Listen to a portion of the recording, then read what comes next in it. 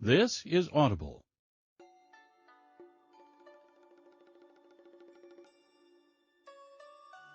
Audible Inc. and Harlequin present The Iron Knight, written by Julie Kagawa, read by MacLeod Andrews.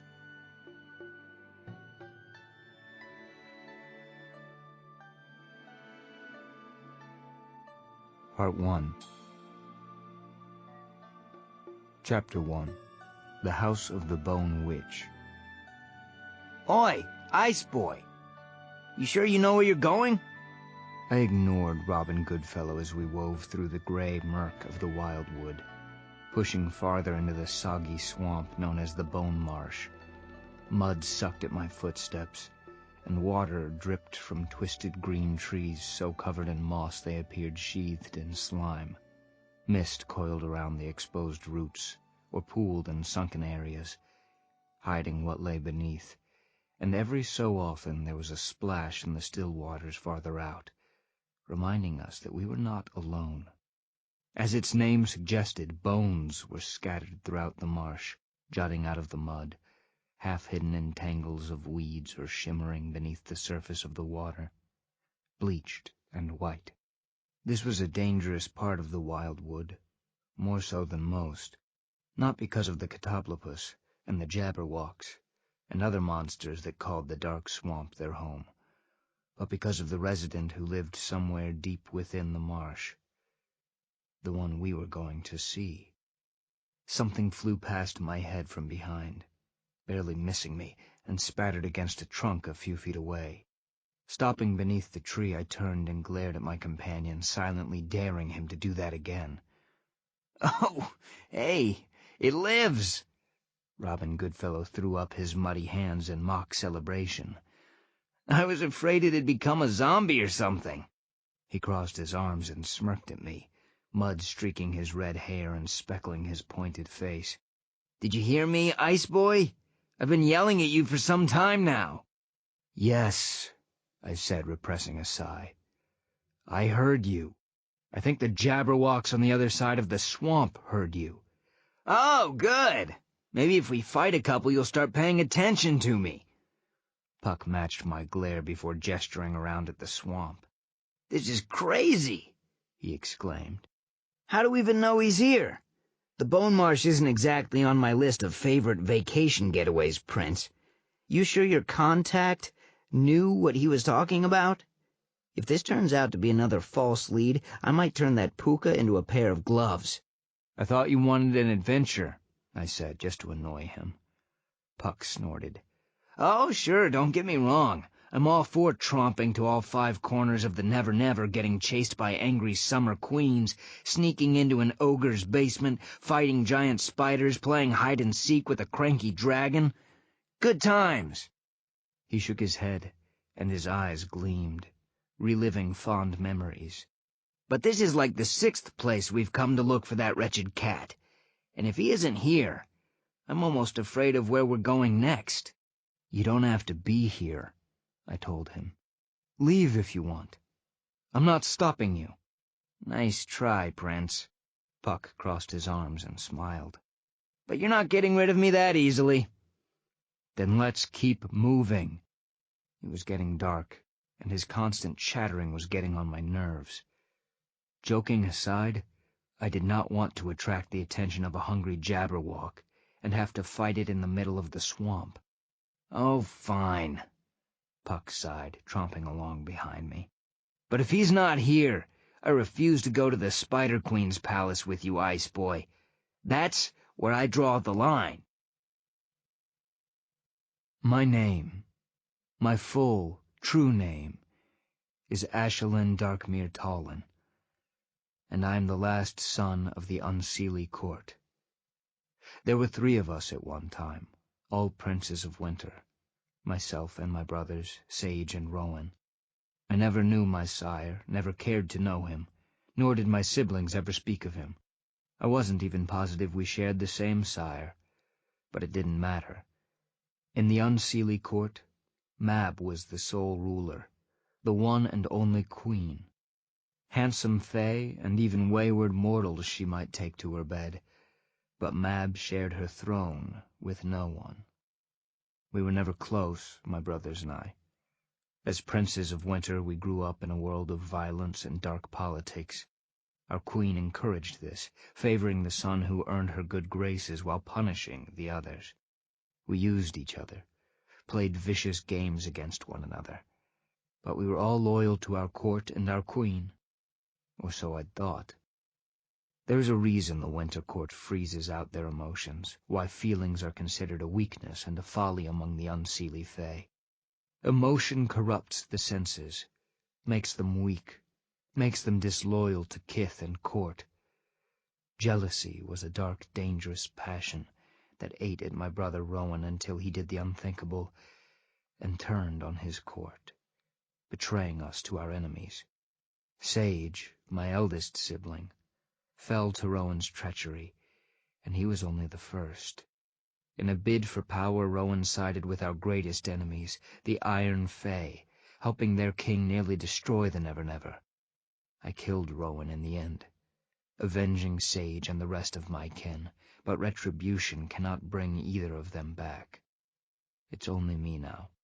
I am the last, the only remaining son of Mab, queen of the unseelie court. And I'm already dead to her. Rowan was not the only one to succumb to emotion and passion. My fall began, as many stories do, with a girl named Megan Chase, the half-human daughter of our ancient rival, the Summer King. Fate brought us together, and despite everything I did to shield my emotions, despite the laws of our people and the war with the Iron Fae and the threat of eternal banishment from my home, I still found myself falling for her. Our paths were woven together, our fates intertwined, and before the last battle I swore I would follow her to the end of the world, to protect her from all threats, including my own kin, and to die for her, if called to do so. I became her knight, and would have gladly served this girl, this mortal who had captured my heart, until the last breath left my body. But fate is a cruel mistress, and in the end our paths were forced apart, as I'd feared they would be. Megan became the Iron Queen, as was her destiny, and took the throne in the kingdom of the Iron Fae, a place I could not follow, not as I am, a fairy creature whose essence weakens and burns at the touch of iron. Megan herself exiled me from the lands of the Iron Fae, knowing that staying would kill me, knowing I would try anyway. But before I left, I swore an oath that I would find a way to return, that someday we would be together, and nothing would separate us again. Mab tried to convince me to return to the Winter Court. I was her only prince now, and it was my duty to come home. But I bluntly stated that I was no longer part of the unseelie court, that my service to her and Winter was at an end. There is nothing more terrible than a spurned fairy queen, particularly if you defy her a second time. I escaped the Winter Court with my life intact, but just barely, and I won't be returning any time soon. Regardless, I feel little regret at turning my back on my queen, my kith, and my home. That part of my life is done. My loyalty and my heart belongs to another queen now. I promised I'd find a way for us to be together. I intend to keep that promise, even if it means trekking through a sprawling, deadly marsh in search of a rumor. Even if it means putting up with my fiercest and most annoying rival, Robin Goodfellow, who, despite all his attempts to hide it, is in love with my queen as well. I don't know why I haven't killed him yet. Maybe because Puck is Megan's closest friend, and she would mourn him terribly if he were gone, though I can't understand why. Or maybe deep down, I'm tired of being alone. In any case, it matters little. With every ruin we search, every dragon we slay, or every rumor we unearth, I'm one step closer to my goal. Even if it takes 100 years, I will be with her in the end. another piece of the puzzle lurks somewhere in this dreary swampland. The only difficulty lies in finding it. Thankfully, despite Puck's constant griping and complaining, the Jabberwocks decided not to see what the racket was about, and come stalking through the marsh to find us. That was just as well, because it took nearly the whole night to find what we were looking for.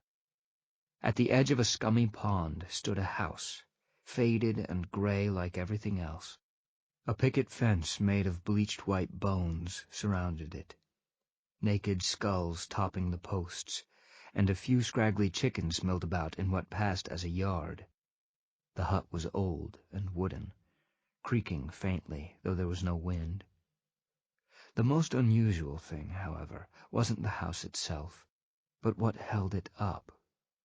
It stood on a pair of massive bird legs, gnarled and yellow, blunt talons digging into the mud. The legs were crouched low, as if sleeping, but every so often they shifted restlessly, causing the whole house to shudder and groan. "We're here," Puck sang softly.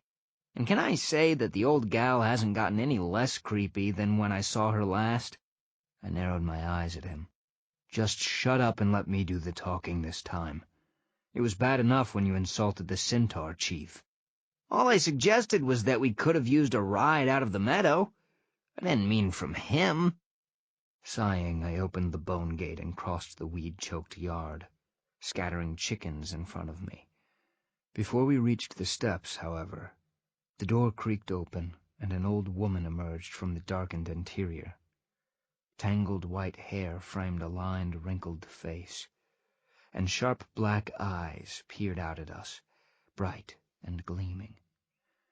In one gnarled hand she held a basket, in the other a butcher knife, stained with the blood of many victims. I stopped at the foot of the stairs, wary and alert. Old as she appeared, the witch of this house was powerful and unpredictable. If Puck said something stupid or accidentally insulted her, it would be vastly annoying if we had to fight our way out. "Well," the witch said, curling bloodless lips to smile at us. Crooked yellow teeth flashed in the light like jagged bits of bone. "What do we have here? 2 handsome fairy boys come to visit a poor old woman. And if my eyes don't deceive me, that's Robin Goodfellow I see before me. The last I saw of you, you stole my broom and tied my house's legs so it fell over when we tried to catch you." I repressed another sigh. This wasn't starting well. I should have known Puck had already done something to earn her wrath. But at the same time I had to fight the urge to smile, to laugh at such a ridiculous thought, the house falling on its face in the mud because the great prankster had tied its feet together. I kept my expression neutral, as it was obvious the witch was not amused in the slightest. "What do you have to say for yourself, villain?" she continued, shaking her butcher knife at Puck, who ducked behind me in a pathetic attempt to hide, though I could hear him trying to muffle his laughter. "Do you know how long it took me to repair my home? And then you have the gall, the absolute gall, to leave my broom at the edge of the forest just to prove you could take it? I've half a mind to stick you in the pot and feed you to my chickens." "I apologize for him," I said quickly, and those sharp black eyes suddenly turned on me. I held myself tall, unafraid but still polite, lest she lump me together with the buffoon at my back. "Excuse this intrusion, old mother," I continued formally. "I am Ash of the Unseelie Court, and I need your help, if you would hear me." The witch blinked. "Such manners! You were not raised in a barn like that one, I see." She stabbed her knife in Puck's direction, wrinkling her long nose. "And I know who you are, son of Mab. What would you have of me? Be quick about it." "We're looking for someone," I said. "He was rumored to be traveling through here, through the Bone Marsh. We thought you might know where he is." "Oh?" The witch cocked her head, giving me a scrutinizing look. "And what makes you think I know where this person is?" "Not a person," I corrected. "A cat. A cat-she. In some tales he's known as Grimalkin, and in some tales he's been rumored to keep company with a powerful witch out in the swamps, whose house stands on chicken legs in a fence made of bones." "I see," said the witch, though her face and voice remained expressionless. "Well, I admire your tenacity, young prince. Grimalkin is not easy to find in the best of times. You must have come very far to seek him out." She peered closely at me, narrowing her eyes. "And this is not the first place you have searched. I can see it on your face. Why, I wonder? Why does he come so far? What is it that he desires so badly to risk the ire of the Bone Witch? What is it you want, Ash of the Winter Court?" "Would you believe the cat owes him money?" Puck's voice came from behind my shoulder, making me wince. The witch scowled at him. "I did not ask you, Robin Goodfellow," she snapped, jabbing a claw-like finger at him. "and you had best watch your tongue, lest you find yourself neck-deep in a pot of boiling snake venom. Right now your friend's civility is the only thing keeping me from skinning you alive, and you will be silent on my land or you will leave. My question was for the prince." "I am a prince, no longer," I said softly, interrupting her rant. "My service to the Winter Queen is done, and Mab has cast me from her circle. I am dead to her." "Regardless," the witch said, turning back to me with her piercing black eyes, "that does not answer my question. Why are you here, Ash who is no longer a prince? And do not attempt to mislead me with fairy riddles and half-truths, for I will know, and I will not be happy about it.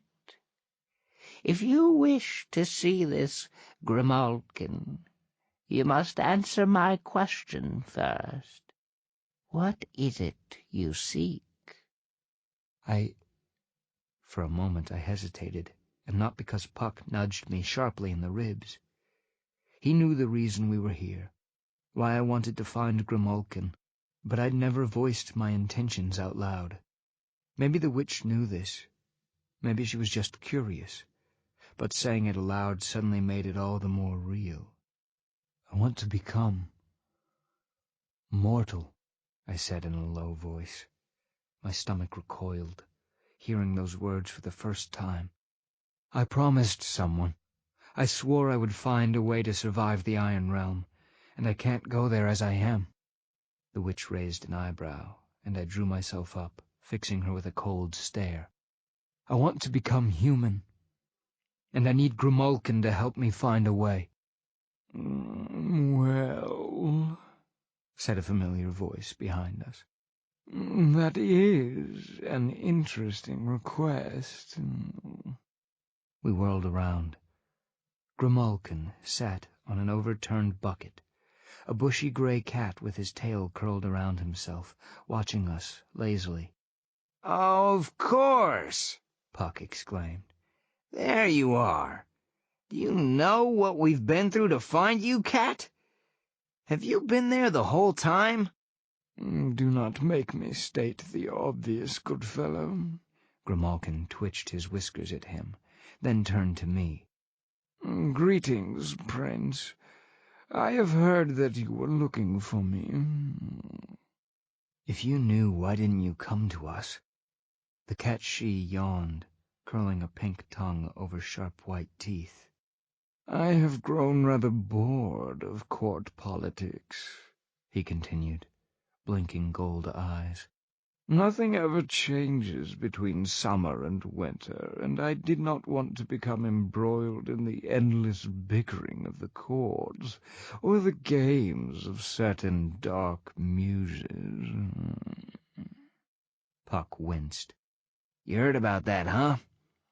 Word travels fast. He shook his head at me and grinned. I wonder if Titania has calmed down yet, after that trick we played in the summer court. Grimalkin ignored him. I wanted to know why you were looking for me, to see if I wished to make myself known, or not. He sniffed, cocking his head at me. But this request was definitely not what I was expecting of you, Prince. How very interesting. Foolish, if you ask me, the witch stated, waggling her knife in my direction. Does a crow become a salmon simply because it wishes to?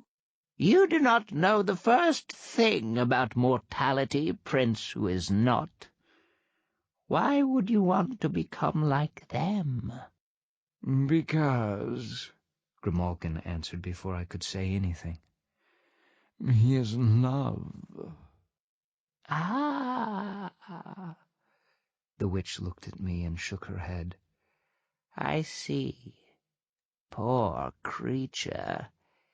Then you shall not hear a word I have to say. I gazed at her coolly, but she only smiled.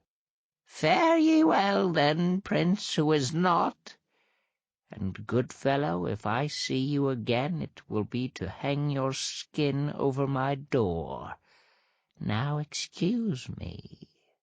She gathered herself up and tromped down the steps, taking a swipe at Puck as she passed, which he deftly avoided. I didn't like the way Grimalkin continued to stare at me, a hint of laughter in his slitted eyes, and I crossed my arms. Do you know a way for a fairy to become mortal or not? I do not, Grimalkin said simply, and for a moment my heart sank. But there are rumors, legends of those who wanted to become mortal. He lifted a front paw and began washing it, scrubbing it over his ears. There is one who might know the way to becoming human, he continued, much too nonchalantly. A seer in the wildest regions of the Nevernever. But the way to the seer is twisted and tangled, and once you step off the path, you will never find it again. Right, and you just happen to know the way, don't you? Puck interjected, but Grimalkin ignored him. Come on, cat. We all know where this is going. Name your price so we can agree and get on the road already. Price? Grimalkin looked up, and his eyes gleamed. How well you seem to know me, he mused in a voice I didn't like at all. You think this is some simple request that I guide you to the seer, and that will be all. You have no idea what you are asking, what lies ahead for all of us. The cat stood waving his tail, regarding me with a solemn gold gaze. I will name no price, not today. But the time will come, Prince, when I arrive to collect this debt, and when that day comes, you will pay it in full. The words hung in the air between us, shimmering with power. A contract, and a particularly nasty one at that. Grimalkin, for whatever reason, was playing for keeps. A part of me recoiled, hating being bound in such a way. If I agreed to this, the cat could ask anything of me, take anything, and I would be forced to comply. But if it meant being human, being with her in the end... You sure about this, Ice Boy? Puck caught my gaze, worried as well. "This is your quest, but there's no backing out if you agree to do this. You can't just promise him a nice squeaky mouse and be done with it?" I sighed and faced the cat-she, who waited calmly for my answer. "I will not deliberately harm anyone," I told him firmly. "You will not use me as a weapon, nor will I work evil against those I consider allies or friends. This contract will involve no one else, just me." As you wish," Grimalkin purred. "Then you have a deal." I felt a tingle in the air as the bargain was sealed, and clenched my fists. There was no backing out of it now, not that I had any intention to do so. But it seemed that I'd made more deals, accepted more contracts in a single year than I had in my entire life as a Prince of Winter. I had the feeling I'd sacrifice more before the trip was over. But there was nothing for it now. I'd made my promise, and I would see it through. "Then it is done." Grimalkin nodded and leaped off the bucket, landing in a patch of weeds surrounded by mud. "Let us go. We waste time dallying here." Puck blinked. "What? Just like that? You're not going to tell the old chicken plucker you're leaving?"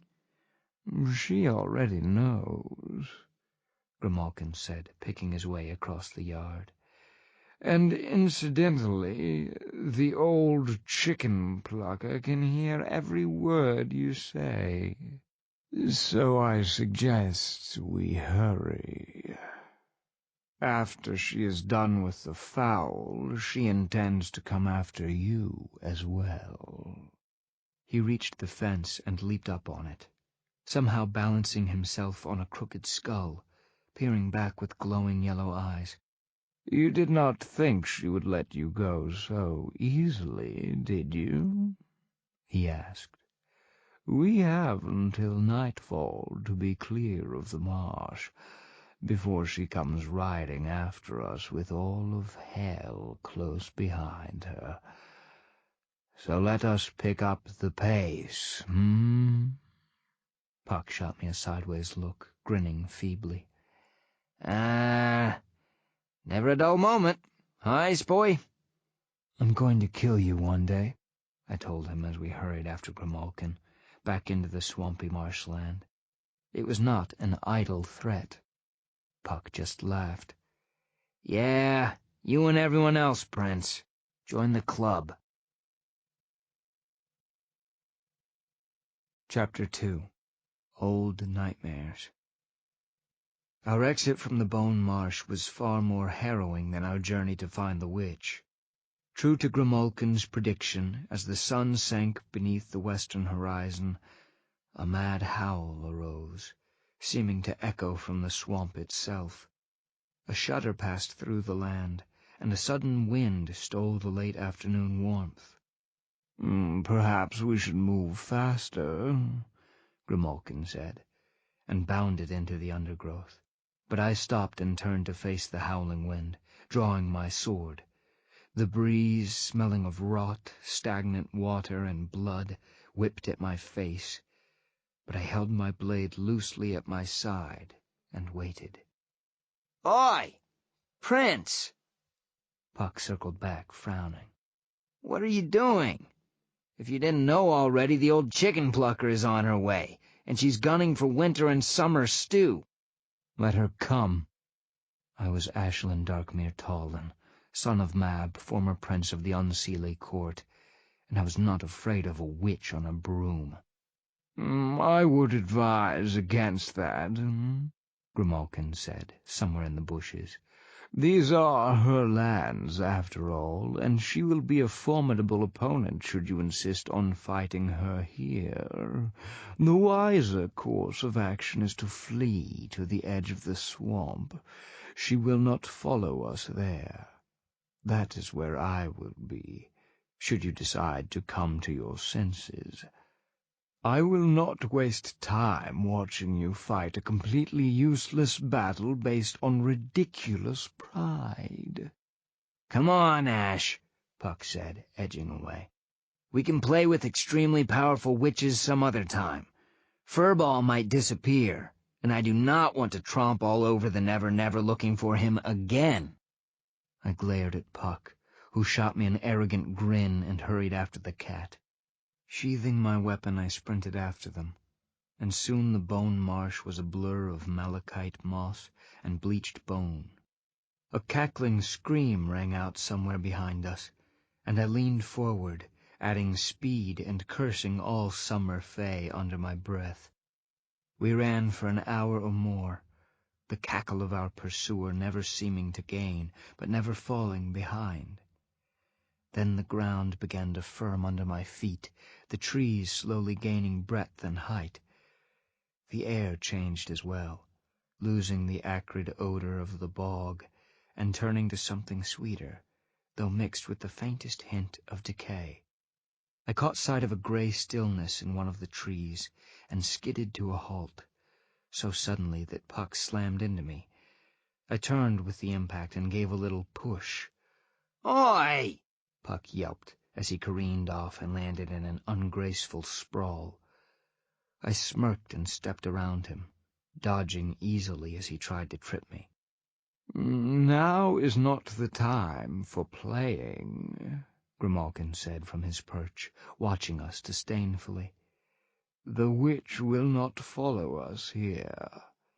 Now is the time for resting." Turning his back on us, he leaped higher into the branches and disappeared from sight. Settling against a trunk, I pulled my sword and laid it across my knees, leaning back with a sigh. Step 1 complete. We'd found Grimalkin, a task harder than I thought it could be. The next task would be to find this seer, and then... I sighed. Then everything became fuzzy. There was no clear path after finding the seer. I didn't know what would be required of me, what I would have to do to become mortal. Perhaps it would be painful. Perhaps I would have to offer something, sacrifice something, though I didn't know what I could offer anymore, beyond my own existence. Narrowing my eyes, I shut those thoughts away. It didn't matter. I would do whatever it took. Memory trickled in, seeking to slip beneath my defenses, the icy wall I showed the world. I had once thought my armor invincible, that nothing could touch me, until Megan Chase had entered my life and turned it upside down. Reckless, loyal, possessing the unyielding stubbornness of a granite cliff, she'd smashed through all the barriers I'd erected to keep her out, refusing to give up on me, until I finally had to admit defeat. It was official. I was in love. With a human. I smiled bitterly at the thought. The old Ash, if faced with such a suggestion, would have either laughed scornfully or removed the offender's head from his neck. I'd known love before, and it had brought me so much pain that I had retreated behind an impenetrable wall of indifference, freezing out everything, everyone. So it had been shocking and unexpected and a little terrifying to discover I could still feel anything, and I'd been reluctant to accept it. If I dropped my guard, I was vulnerable, and such weakness was deadly in the unseelie court. But more important, I hadn't wanted to go through the same hurt a second time, lowering my defenses only to have my heart torn away once more. Deep down, I'd known the odds were stacked against us. I knew a winter prince and the half-human daughter of the summer king didn't have much of a chance to be together in the end. But I had been willing to try.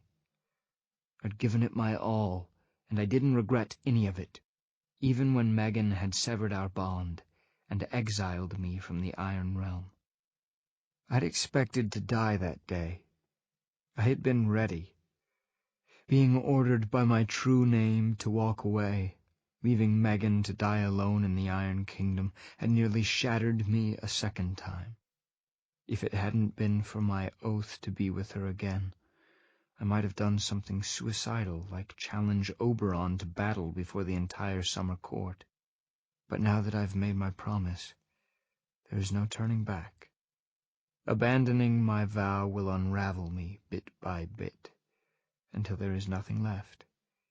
Even if I wasn't determined to find a way to survive in the Iron Realm, I'd have no choice but to continue. I will be with her again, or I will die. There aren't any other options. Hey, Ice Boy, you okay? You've got your brooding face on again. I'm fine. You're so full of crap. Puck lounged in the cradle of a tree, hands behind his head, one foot dangling in the air. Lighten up already. We finally found the cat, which we should get a freaking medal for. The search for the Golden Fleece wasn't this hard. And you look like you're going to engage Mab in single combat first thing in the morning. I'm thinking. You should try it sometime. Ooh, witty, Puck snorted, pulled an apple out of his pocket and bit into it. Suit yourself, Ice Boy. But you really should try to smile sometimes, or your face will freeze like that forever. Or so I've been told. He grinned and crunched his apple. So, whose turn is it for first watch, yours or mine? Yours. Really? I thought it was your turn. Didn't I take first watch at the edge of the Bone Marsh? Yes, I glared at him. And it was interrupted when you followed that nymph away from the camp, and that goblin tried to steal my sword. Oh, yeah. Puck snickered, though I didn't think it was very amusing. This sword was made for me by the ice archons of Dragon's Peak. My blood, glamour, and a tiny piece of my essence had gone into its creation, and no one touches it but me. In my defense, Puck said, still grinning faintly, she did try to rob me as well. I've never heard of a nymph being in league with a goblin. Too bad for them that you're a light sleeper, huh, Ice Boy? I rolled my eyes, tuned out his incessant chattering, and let myself drift. I almost never dream. Dreams are for mortals, humans whose emotions are so strong, so consuming they spill over into their subconscious minds. The Fae do not usually dream. Our sleep is untroubled by thoughts of the past or future or anything except the now, while humans can be tormented by feelings of guilt, longing, worry, and regret. Most Fae do not experience these things. We are, in many ways, emptier than mortals, lacking the deeper emotions that make them so human. Perhaps that is why they are so fascinating to us. In the past, the only time I had dreamed was right after Ariella's death. Horrific, gut-wrenching nightmares about that day I let her die, the day I couldn't save her. It was always the same. I, Puck, and Ariella chasing the golden fox, the shadows closing around us, the monstrous wyvern rearing up out of nowhere. Each time, I knew Ariella would be hit. Each time I tried to get to her before the wyvern's deadly stinger found its mark. I failed every single time, and she would look at me with those clear blue eyes and whisper my name, right before she went limp in my arms, and I jerked myself awake. I learned to freeze out my emotions then, to destroy everything that made me weak, to become as cold inside as I was outside. The nightmares stopped, and I never dreamed again. Until now. I knew I stood at the center of Tir na Nog, the seat of the Unseelie Queen, my old home. These were my lands once. I recognized distinct landmarks, as familiar to me as my own face, and yet all was not well. The jagged mountains rising up until they vanished into the clouds were the same. The snow and ice that covered every square inch of the land and never really melted, that was the same. Everything else was destroyed. The great sweeping forests of Tir na nog were gone, now barren, wasted fields. A few trees stood here and there, but they were corrupt, twisted versions of themselves, metallic and gleaming. Barbed wire fences slashed the landscape, and hulks of rusted metal vehicles lay half buried in the snow. Where an icy city once stood, its pristine crystal towers glittering in the sun, now black smokestacks pumped billowing darkness into the overcast sky. Skyscrapers of twisted metal towered over everything, glittering skeletal silhouettes that vanished into the clouds. Fairies roamed across the darkened landscape, swarms of them, but they were not my unseelie brethren. They were of the poisoned realm, the Iron Fae. Gremlins and bugs, wiremen and iron knights, the fairies of mankind's technology. I gazed around at my homeland and shuddered. No normal Fae could live here. We would all die, the very air we breathed burning us from the inside out, from the iron corruption that hung thick on the air like a fog. I could feel it searing my throat, spreading like fire to my lungs. Coughing, I put my sleeve to my nose and mouth and staggered away. But where could I go if all of Tir na nog was like this? "Do you see?" whispered a voice behind me, and I whirled around. No one stood there, but from the corner of my eye I caught a shimmer, a presence, though it slid away whenever I tried to focus on it. "Look around you. This is what would have happened had Megan not become the Iron Queen. Everything, everyone you knew, destroyed. The Iron Fae would have corrupted the entire Nevernever, were it not for Megan Chase, and she could not have succeeded had you not been there."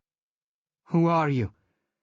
I searched for the owner of the voice, but the presence slipped away, keeping to the very edge of my vision. "Why are you showing me this?" This was nothing new. I was fully aware of what would have happened had the Iron Fae been victorious, though even in my worst imaginings I had not pictured quite this much destruction. "Because you need to see, really see, the second outcome for yourself."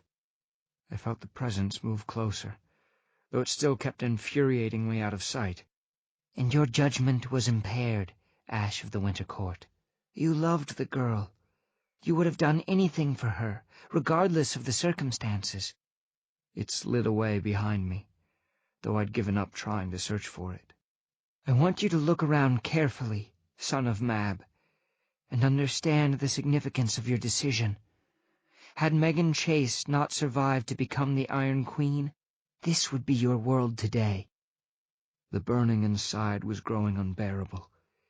Each breath stabbed like a knife, and my skin was starting to blister as well. It reminded me of the time I'd been captured by Virus, one of the Iron King's lieutenants, and had a sentient metal bug implanted in me. The bug had taken over my body, turning me into Virus's slave, making me fight for her. And though I'd been fully aware of everything I did, I was powerless to stop it. I had felt the metal invader, like a hot coal in my mind, burning and searing, making me nearly blind with pain, though I couldn't show it. This was worse. I sank to my knees, fighting to stay upright, as my skin blackened and peeled from my bones. The pain was excruciating, and I wondered, through my delirium, why I hadn't woken yet. This was a dream, I realized that much. Why couldn't I shake myself free? I knew with a sudden grim clarity, because the voice wasn't letting me. It was keeping me here, tied to this nightmare world, despite my efforts to wake. I wondered if it was possible to die in a dream. "I'm sorry," the voice murmured, seeming to come from far away now. "I know it's painful. But I want you to remember this when we meet again. I want you to understand the sacrifice that had to be made. I know you don't understand now, but you will, soon." And just like that, it was gone, and the ties holding me to the vision were released. With a silent gasp, I wrenched myself out of the dream, back into the waking world. It was very dark now, though the skeletal trees glowed with a soft white luminance that left them hazy and ethereal. Several yards away, Puck still sat in the branches, hands behind his head, chewing the ends of a grass stalk. One foot swung idly in the air, and he wasn't looking at me. I'd learned long ago how to mask my pain and remain silent, even in sleep. You don't show weakness in the unseelie court. Puck didn't know I was awake, but Grimalkin crouched in the branches of a nearby tree, and his glowing yellow eyes were fixed in my direction. "Bad dreams?" The tone of his voice wasn't exactly a question. I shrugged. "A nightmare. Nothing I can't handle." "I would not be so sure of that, were I you." I glanced up sharply, narrowing my eyes. "You know something?" I accused, and Grimalkin yawned. "What aren't you telling me?" "More than you want to know, Prince." Grimalkin sat up, curling his tail around himself. "And I am not a fool. You know better than to ask such questions." The cat sniffed, regarding me with that unblinking gold gaze. "I told you before, this is no simple task. You will have to discover the answers for yourself." I already knew that, but the way Grimalkin said it sounded ominous, and it irritated me that the cat she knew more than he was letting on. Ignoring the cat, I turned away, staring into the trees. A stray sod emerged from the darkness, a tiny green fairy with a clump of weeds growing from its back. It blinked at me, bobbed its mushroom hat, and quickly slipped back into the undergrowth. "This seer," I asked Grimalkin, carefully marking the place the sod had vanished, so as not to tread on it when we left. "Where is it located?" But Grimalkin had disappeared. Time has no meaning in the wild wood. Day and night don't really exist here, just light and darkness, and they can be just as fickle and moody as everything else. A night can pass in the space of a blink, or go on forever. Light and darkness will chase each other through the sky, play hide and seek, or tag, or catch me if you can.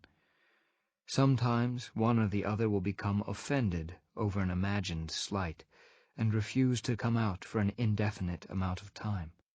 Once, Light became so angry 100 years passed in the mortal realm before it deigned to come out again. And though the sun continued to rise and set in the human world, it was a rather turbulent period for the world of men, as all the creatures who lurked in darkness and shadow got to roam freely under the lightless Nevernever skies. So it was still full dark when Puck and I started out again, following the cat-she into the endless tangle of the wild wood. Grimalkin slipped through the trees like mist flowing over the ground, gray and nearly invisible in the colorless landscape around him. He moved swiftly and silently, not looking back, and it took all my hunter's skills to keep up with him, to not lose him in the tangled undergrowth. I suspected he was testing us, or perhaps playing some annoying feline game, subtly trying to lose us without completely going invisible. But with Puck hurrying after me, I kept pace with the elusive cat-she, and didn't lose him once as we ventured deeper into the wild wood. The light had finally decided to make an appearance when, without warning, Grimalkin stopped. Leaping onto an overhanging branch, he stood motionless for a moment, ears pricked to the wind and whiskers trembling. Around us, Huge gnarled trees blocked out the sky, gray trunks and branches seeming to hem us in, like an enormous net or cage. I realized I didn't recognize this part of the wildwood, though that wasn't unusual. The wildwood was huge, eternal, and constantly changing. There were many places I'd never seen, never set foot in, even in the long years of hunting beneath its canopy. "Hey, we're stopping," Puck said, coming up behind me. Peering over my shoulder, he snorted under his breath. "What's the matter, Cat? Did you finally get lost?" "Be quiet, good fellow." Grimalkin flattened his ears but didn't look back. "Something is out there," he stated, twitching his tail. "The trees are angry. Something does not belong." His eyes narrowed, and he crouched to leap off the branch, right before he vanished. I glanced at Puck and frowned. I guess we'd better find out what's going on. Goodfellow snickered. "Wouldn't be any fun if we didn't run into some sort of catastrophe." Pulling his dagger, he waved me on. "After you, Your Highness." We proceeded cautiously through the trees, scanning the undergrowth for anything suspicious. At my silent gesture, Puck stepped away and slid into the trees to the right of me. If something was lying in ambush, it would be better if we weren't together when it pounced. It wasn't long before we started seeing evidence that something was decidedly out of place here. Plants were brown and dying. Trees had spots where they had been burned, and the air began to smell of rust and copper, tickling my throat and making me want to gag. I was suddenly reminded of my dream, the nightmare world of the Iron Fae, and gripped my sword hilt even tighter. "You think there's an Iron Fairy here?" Puck muttered, poking a burned dead leaf with the point of his knife. It disintegrated at his touch. "If there is," I muttered, "it won't be here much longer." Puck shot me a glance, looking faintly unsure. "I don't know, Ice Boy. We're supposed to be at peace now. What would Megan say if we killed one of her subjects?" "Megan is a queen." I stepped beneath a rotting branch, pushing it away with my sword. "She understands the rules, just like everyone else. By law, no Iron Fae can set foot in the wildwood without permission from Summer or Winter. It would be a breach of the treaty if the courts found out, and at worst, it would be seen as an act of war." I raised my sword and hacked through a cluster of yellow dying vines that smelled of rot. "If there is an Iron Fairy here, better we find it than scouts of Summer or Winter." "Yeah? And what happens then? We politely ask it to go home? What if it doesn't listen to us?" I gave him a blank stare. He winced. "Right," he sighed. "Forgot who I was talking to. Well then, lead on, Ice Boy." We pushed deeper into the forest, following the trail of dying plants until the trees thinned and the ground abruptly dropped away into a rocky gorge. The trees in this area were blackened and dead, and the air smelled poisonous and foul. After a moment, I realized why. Sitting against a tree, his armor glinting in the sun, was an Iron Knight. I paused, my fingers tightening around the hilt of my sword. I had to remind myself that the knights were not our enemies anymore, that they served the Iron Queen and followed the same peace treaty as the rest of the courts. Besides, this one was clearly no threat to us. His breastplate had been staved in, and dark, oily blood pooled beneath him. His chin rested limply on his chest, but as we got closer, he opened his eyes and looked up. Blood trickled from one corner of his mouth. "Prince Ash?" He blinked several times, as if doubting his own eyes. What are you doing here?" I could ask you the same.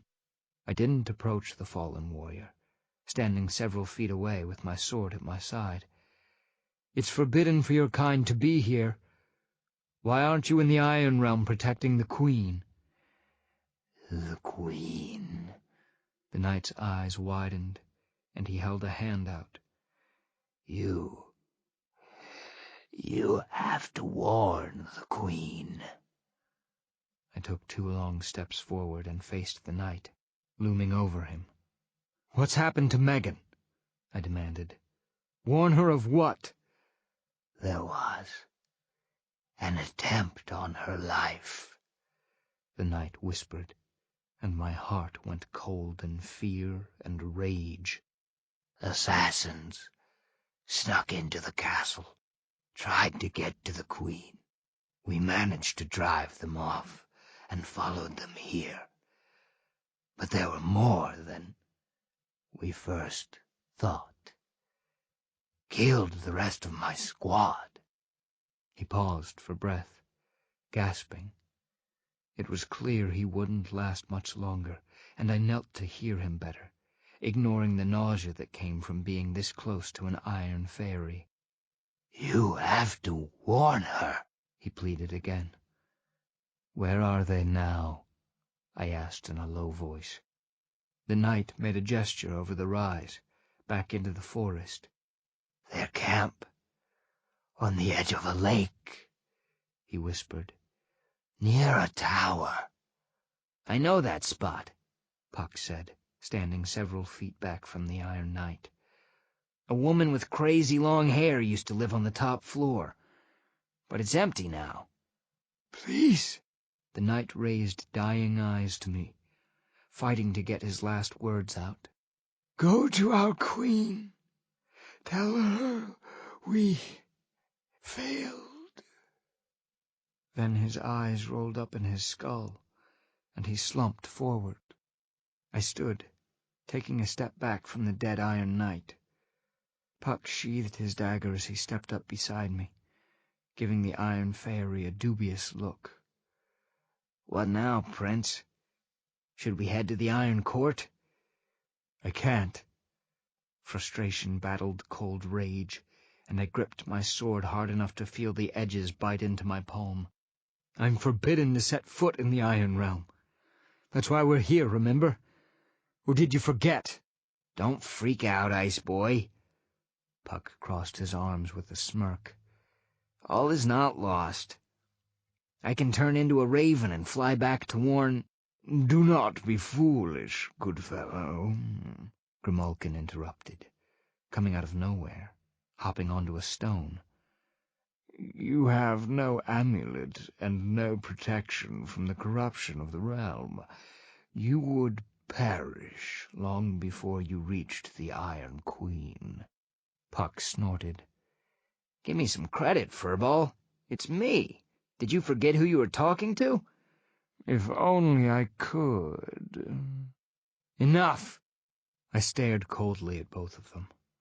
Grimalkin yawned, but at least Puck looked faintly guilty. Frustration and anger boiled. I hated that I couldn't be with Megan, that I was forced to keep my distance. But I would not sit back and do nothing. Megan is still in danger, I continued, gazing up the hill. And the assassins are close. If I can't go back to warn her, then I'll take care of the threat right here. Puck blinked, but he didn't seem terribly surprised. Yeah, I thought you might say that. He sighed. And I can't let you have all the fun, of course. But, you do know they took out a whole squad of Iron Knights, right, Ice Boy? He glanced at the dead fairy and wrinkled his nose. I'm not saying we shouldn't do it, of course. But what if we're charging into an army? I gave him a brittle smile. Then there will be a lot of fallen soldiers before the day is done, I said quietly, and walked out of the gorge. On the banks of a lake, the slim, crooked tower with its mossy gargoyles and faded blue roof stood tall and proud, easily visible through the trees. At the base, sheltered among broken rocks and crumbling stones, several she-knights milled around a smouldering campfire, unaware of Puck and me, crouched in the shadows at the edge of the trees. The knights wore suits of familiar black armor, long spines bristling from the shoulders like giant thorns. Though once sharp and proud, the faces beneath the helmets were now ravaged as though diseased. Charred, melted flesh, open sores, and naked bone gleamed in the flickering campfire. Some of their noses had fallen off. Others had only one good eye. The breeze shifted and the stench of burned, rotting flesh assaulted our senses, washing over us. Puck stifled a cough. "Thorn guards," he muttered, putting a hand to his nose. "What the heck are they doing here? I thought they were all killed in the last war." Apparently we missed a few. I gazed over the camp dispassionately. The Thorn Guards once belonged to my brother, Rowan, his elite personal guard. When Rowan joined the Iron Fae, the Thorn Guards followed him, believing his claims that they could become immune to iron. They thought the Iron Fae would destroy the Nevernever, and the only way to survive was to become like them. To prove their loyalty, they wore a ring of iron beneath their gauntlets, enduring the agony and the destruction it wreaked on their bodies, believing if they could survive the pain, they would be reborn. The Thorn Guards had been misled, deceived, but they had still chosen to side with the Iron Fae and Rowan in the recent war, which made them traitors to the courts of the Faerie. These few had gone even further, threatening Megan and attempting to end her life. That made them my personal enemies. A very dangerous position indeed. "So," Puck continued, watching the camp, "I'm counting at least a half-dozen bad boys near the fire, maybe a few more guarding the perimeter. How do you want to do this, Prince? I could lure them away one at a time, or we could sneak around and go at them from different positions." There were only 7 of them. Drawing my sword, I stepped out of the trees and started toward the camp. Puck sighed. "Or we could do the old kick-in-the-door approach," he muttered, falling into step beside me. "Silly me, thinking there was another way." Shouts of surprise and alarm echoed through the camp, but I wasn't trying to be stealthy. Together, Puck and I walked down the bank to the tower, wrapped in a grim, killing silence. One sentry came at us, howling, but I blocked his sword, plunged my blade through his armor, and stepped around him, leaving the guard to crumple in the dirt. By the time we reached the center of camp, 6 Thorn Guards were waiting for us, standing in formation with their weapons drawn. Puck and I approached calmly and stopped at the edge of the firelight. For a moment, nobody moved. "Prince Ash." The lead Thorn Guard smiled faintly, difficult to see because he had no lips, just a thin, ragged slash where his mouth would be, and stepped forward.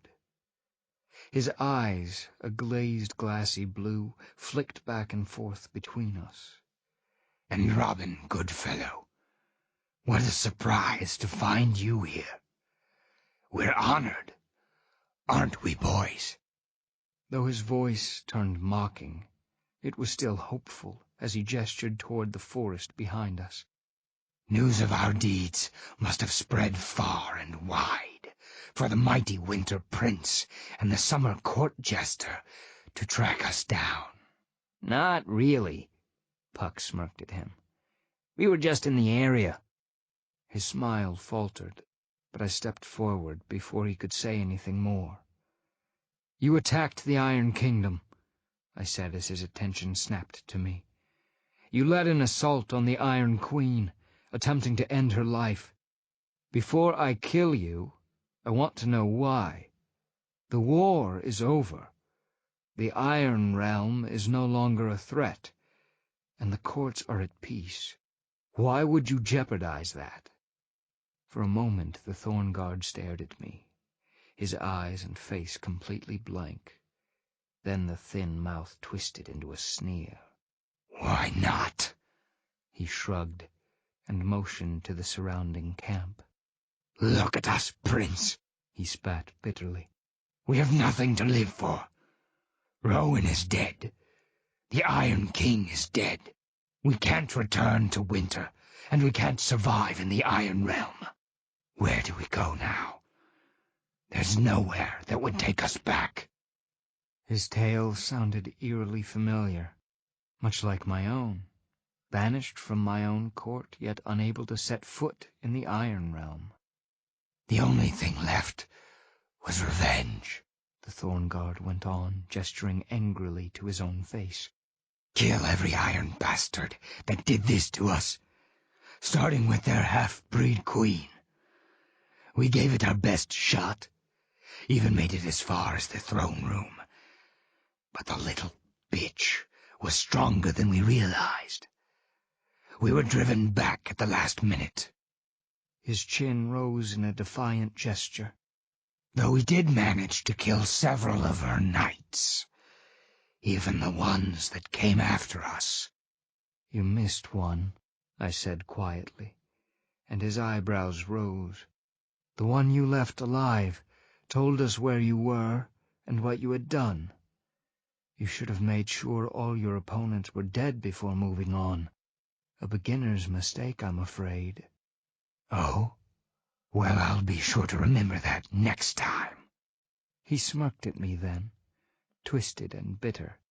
So tell me, Ash, he went on, did you two have a nice little heart-to-heart before he died? Since you're both so smitten with the new Iron Queen, so very eager to be with her, did he tell you the secret of becoming like them? I regarded the Thornguard coldly. His sneer widened. Don't pretend you don't know what I'm talking about, Ash. We've all heard this story, haven't we, boys? The mighty Winter Prince pining for his lost queen. Promises he'll find a way to be with her in Iron Realm. How very touching. He snorted and leaned forward so that the firelight washed over his burned, ruined face. In the dim light, it was like gazing at a corpse. Take a good look, Your Highness, he hissed, baring rotten yellow teeth. His stench washed over me, and I fought the urge to step back. Take a good look around. At all of us. This is what happens to our people in the Iron Realm. We thought we could be like them. We thought we'd found a way to live with iron, to not fade away when humans stopped believing. Now look at us. His dead, ravaged face twisted in a snarl. We're monsters, just like them. The Iron Fae are a blight and a plague on the Nevernever, and we're going to kill as many as we can in the time we have left, including their queen and any sympathizers to the Iron Realm. If we can start another war with the Iron Fae and their kingdom is destroyed for good, everything we endured will be worth it. I narrowed my gaze, imagining another war with the Iron Fae. Another season of killing and blood and death, with Megan caught in the center. You're sadly mistaken if you think I'm going to let that happen. The Thornguard shook his head, moving back a pace and drawing his sword. You should have joined us, Ash, he said regretfully, as the others shifted and raised their weapons. You could have fought your way to the throne room and put your blade through the Iron Queen's heart. Destroyed your weakness, as a Winter Prince should have done. But you had to fall in love with her, didn't you? And now you're lost to the Iron Realm, same as us. He gave me an appraising look. We're not really that different, after all. Puck sighed very loudly. So are you guys going to talk us to death? He wondered, and the Thornguard glared at him. Or are we actually going to get on with this? The leader flourished his weapon. The black serrated blade glinted in the flames around him. The rest of the Thornguards did the same. "Expect no mercy from us, your highness," he warned, as the squad began to close in. "You're no longer our prince, and we're no longer part of the Winter Court. Everything we believed in is dead." Puck grinned viciously and turned, so that we stood back to back against the approaching guards. I raised my sword and drew glamour from the air, letting the cold power of winter swirl within, and I smiled. "Mercy is for the weak," I told the Thorn Guards, seeing them for what they really were, abominations to be cut down, destroyed. Let me show you how much of an unseelie I still am. The Thorn Guards attacked with howling battle cries, coming from all directions. I parried one slash and swiped at another, leaping back to avoid a third. Behind me, Puck whooped in unrestrained glee, the clash of his daggers ringing in my ears as he danced around his opponents. They followed, savage and unrelenting. Rowan's elite guards were dangerous and well-trained, but I had been part of the Winter Court for a very long time, observing their strengths and weaknesses, and knew their fatal flaws. The Thorn Guards were formidable as a unit, using group tactics to threaten and harry much like a pack of wolves, but that was their greatest failing as well. Single them out, and they fell apart. Surrounded by a trio of Thorn Guards, I leaped back and flung a hail of stinging ice shards into their midst, catching 2 guards in the deadly arc. They flinched for a brief second, and the third leaped forward, alone, meeting my sword as it cut across his neck. The warrior frayed apart, black armor splitting open as dark brambles erupted from the spot where he died. As with all Fae, death returned him to the Nevernever, and he simply ceased to exist. "Duck, Ice Boy!" Puck yelped behind me, and I did, feeling a Thorn Guard blade hiss overhead.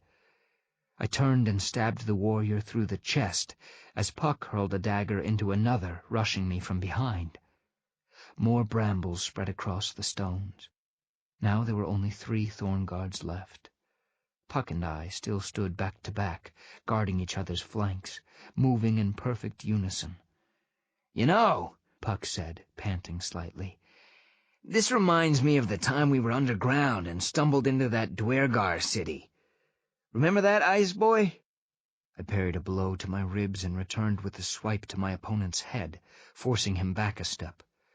"Stop talking and keep fighting, good fellow." "Yeah, I think you said that to me then, too." I blocked a stab, lunged forward and ripped my blade across the guard's throat, just as Puck danced within reach of his opponent and jabbed his knife between his ribs. Both warriors split apart, their weapons clanging against the rocks as they died. As they fell, the last Thorn Guard, the leader who'd taunted me before the battle, turned to flee. I raised my arm, glamour swirling around me, and flung a trio of ice daggers at the warriors retreating back.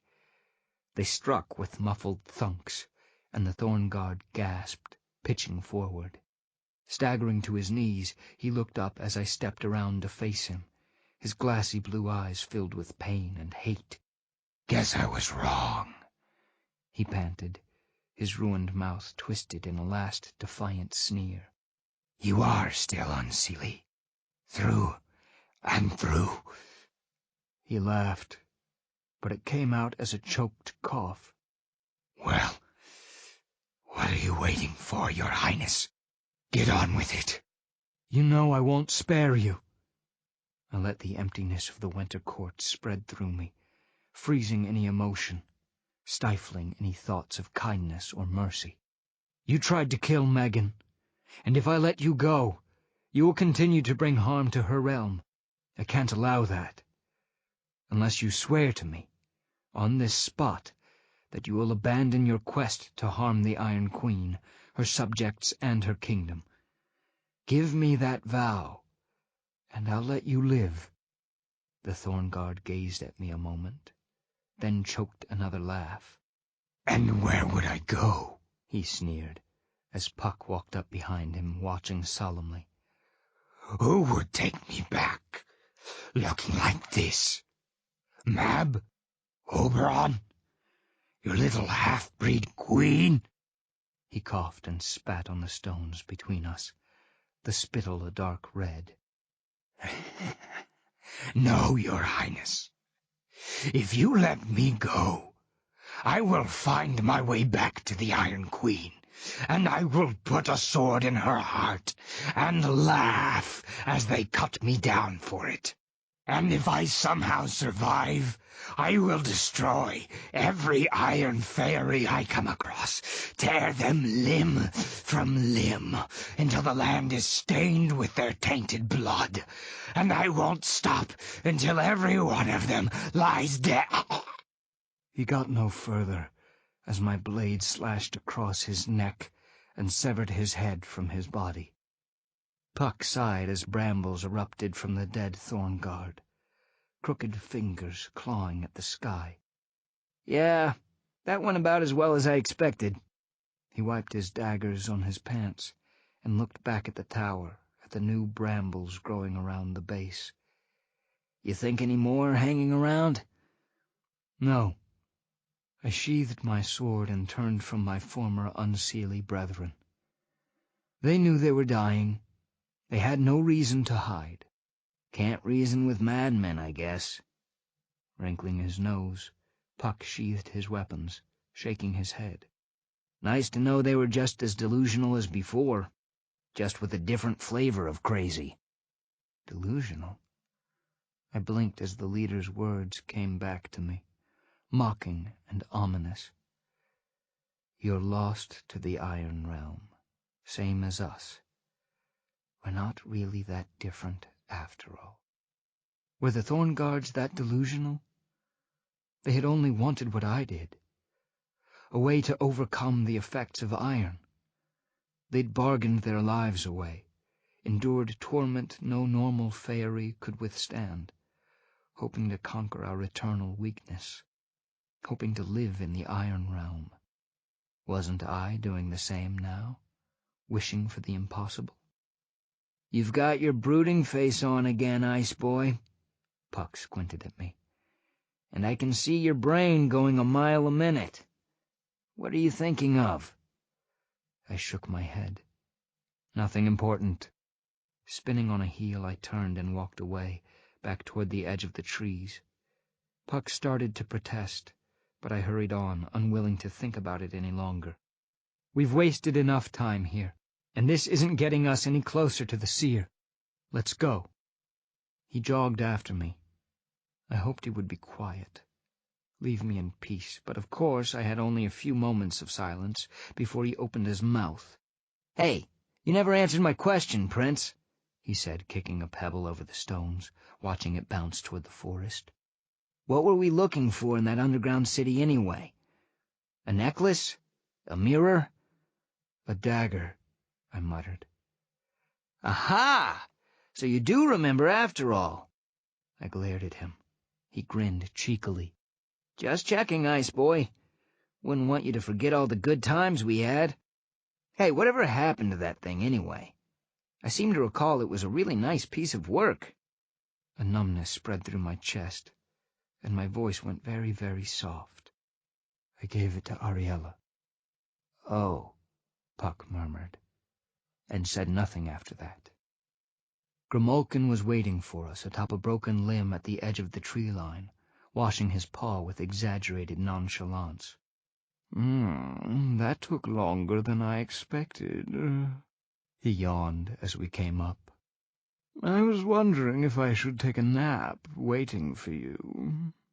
Giving his paw a final lick, he looked down at us, narrowing his golden eyes.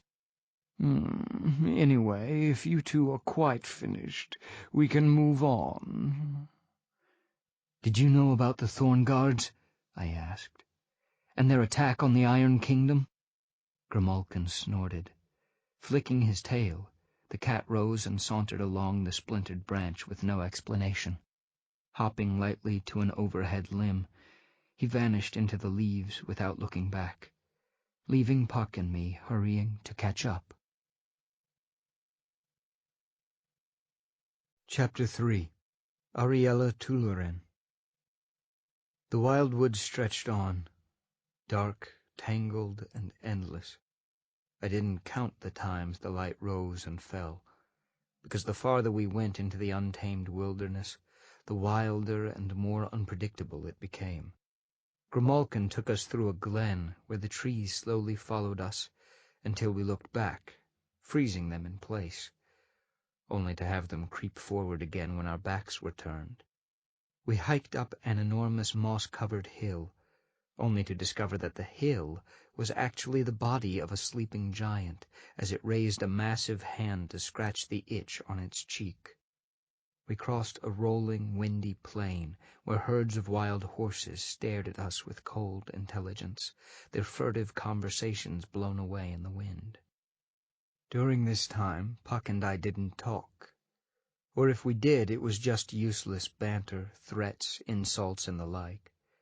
Fighting with Robin Goodfellow side by side against the Thorn Guards had brought up memories I did not wish to deal with now, ones that were frozen deep inside, memories I couldn't thaw out for fear of the pain.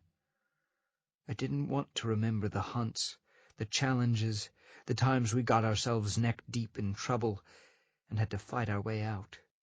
I didn't want to remember the laughter, the easy camaraderie between myself and my once closest friend, because remembering Puck as something more than a rival only reminded me of my vow, the one spoken in a flash of despair and rage, the one that had turned us into bitter enemies for years to come. And of course, I couldn't think of Puck that way without remembering her. Ariella, the only daughter of the Ice Baron of Glassborough. Ariella first came to the Unseelie court during winter equinox, when Mab was hosting that year's Elysium. As tradition dictated, twice a mortal year, the courts of summer and winter would meet to discuss politics, sign new treaties, and basically agree to play nice for another season, or at least to refrain from declaring all-out war on the other court. It bored me to tears, but as a winter prince and the son of Queen Mab, my presence was required, and I had learned to dance the dance and be a good little court monkey. It was not yet twilight, and as such the summer court had not yet arrived. As Mab disapproved of my locking myself in my room until Elysium began, I was in a dark corner of the courtyard, rereading a book from my collection of mortal authors and poets. If anyone asked, I was overseeing the arrival of the last of the guests, but mostly I was avoiding Rowan and the current flock of nobles, who would surround me with coy, flattering, razor-sharp smiles. Their voices would be the softest purr, the sweetest song, as they offered me favors covered in honey and nectar, but with a core of vilest poison. I was a prince, after all, the youngest and most favored of Mab, at least according to some. I suppose the common belief was that I was more naive, easier to trap, perhaps. I didn't know the dance as well as Rowan or Sage, who were at the court far more frequently, but I was a true son of winter, and knew the twisted steps of court better than most. And those who sought to entrap me in a web of honey and favors soon found themselves tangled in their own dark promises. I knew the dance. I just didn't revel in it. Which was why I was leaning against an ice-covered wall with Musashi's The Five Rings, only half aware of the bustle of carriages pulling up to the gates and the winter gentry stepping out into the snow. Most of them I knew or had seen before. The Lady Snowfire dressed in a gown of sparkling icicles that chimed musically as she walked. The new Duke of Frostfell, having disposed of the old Duke by getting him exiled to the mortal realm, glided through the snow trailed by his goblin slaves. The Baroness of the Icebound Heart gave me a chilly nod as she strode past, her two snow leopards hissing and snarling at the ends of their silver chains.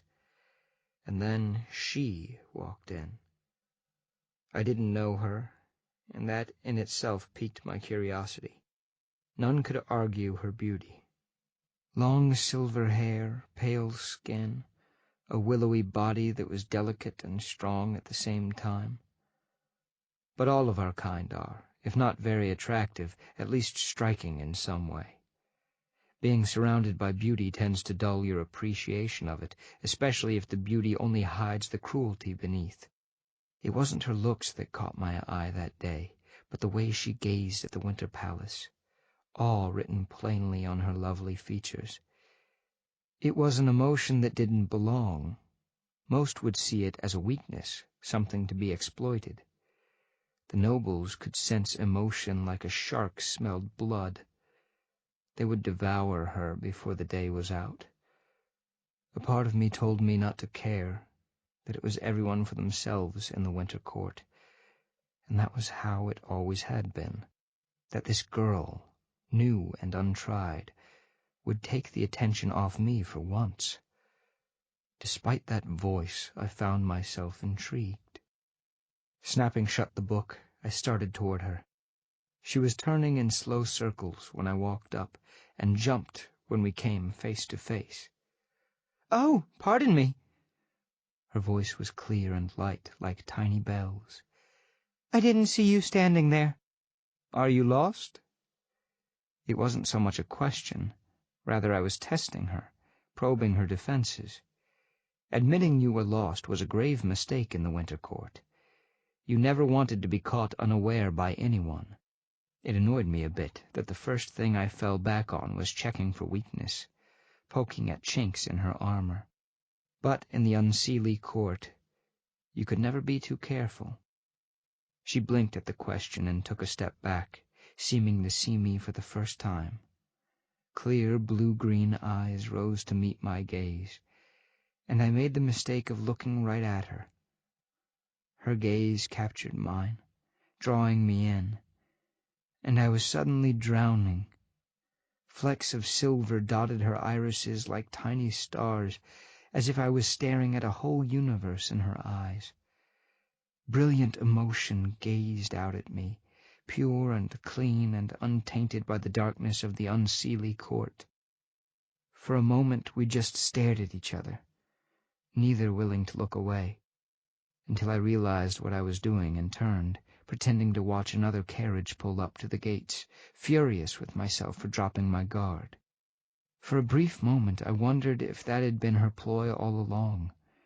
Pretend to be naive and innocent, and lure unsuspecting princes right into her clutches. Unorthodox, but effective. Fortunately, it seemed the girl was just as shaken as I was. "No, I'm not lost," she said, a little breathlessly. Another mistake, but I wasn't keeping track anymore. "It's just, I've never been here is all." She cleared her throat and straightened, seeming to regain her composure.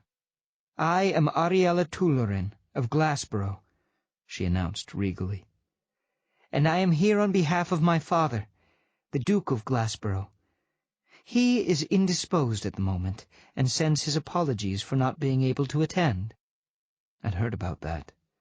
Apparently the Duke had run into some trouble while hunting ice worms in the mountains of his territory.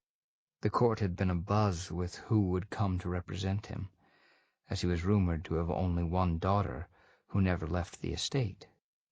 So this was she. Ariella smiled again, nervously brushing her hair back, and instantly lost her regal bearing. "I said that correctly, didn't I?" she asked without a trace of guile. "That was the proper greeting, wasn't it? I'm so new at this. I've never been to court before, and I don't want to upset the Queen." Right then, I decided. This girl needed an escort, someone to show her the ways of winter. Otherwise the nobles were going to chew her up and spit her out. The thought of this girl, broken and bitter, her eyes frozen in wary contempt, filled me with a strange protectiveness I couldn't explain. If anyone wanted to toy with Ariella Tulorin, they would have to go through me first, and I was no wide-eyed newcomer when it came to the unseelie court. "Come on, then," I said, offering her my arm, which seemed to surprise her, but she took it nonetheless. I'll introduce you." Her brilliant smile was all the thanks I needed. From that moment on, I continued to find excuses to be around the Duke of Glassborough's daughter. I took secret hunting trips to the Glassborough Mountains, enticing her away. I made sure Mab requested both the Duke and Ariella's presence at Elysium. I stole every spare moment I could to be with her, until the day came when I finally convinced her to leave the Duke's estate completely and live at the palace. Duke Glassborough was livid, but I was the Winter Prince, and he eventually buckled under the threat of banishment or death. Rumors flew, of course. As part of the royal family, my life was under constant scrutiny, even when there was nothing interesting about it. When it came to my spending so much time with a young duchess-to-be, well, you'd think Mab and Oberon had decided to marry. There was so much speculation. Prince Ash was obsessed. Prince Ash had found a new plaything, and, worst of all, Prince Ash was in love. I didn't care. When I was with Ariella, I could forget the court, my responsibilities, everything. When I was with her, I didn't have to worry about keeping my guard up, constantly watching my back or my words. Ariella didn't care about the games of the Winter Court, something that fascinated me. Was I in love?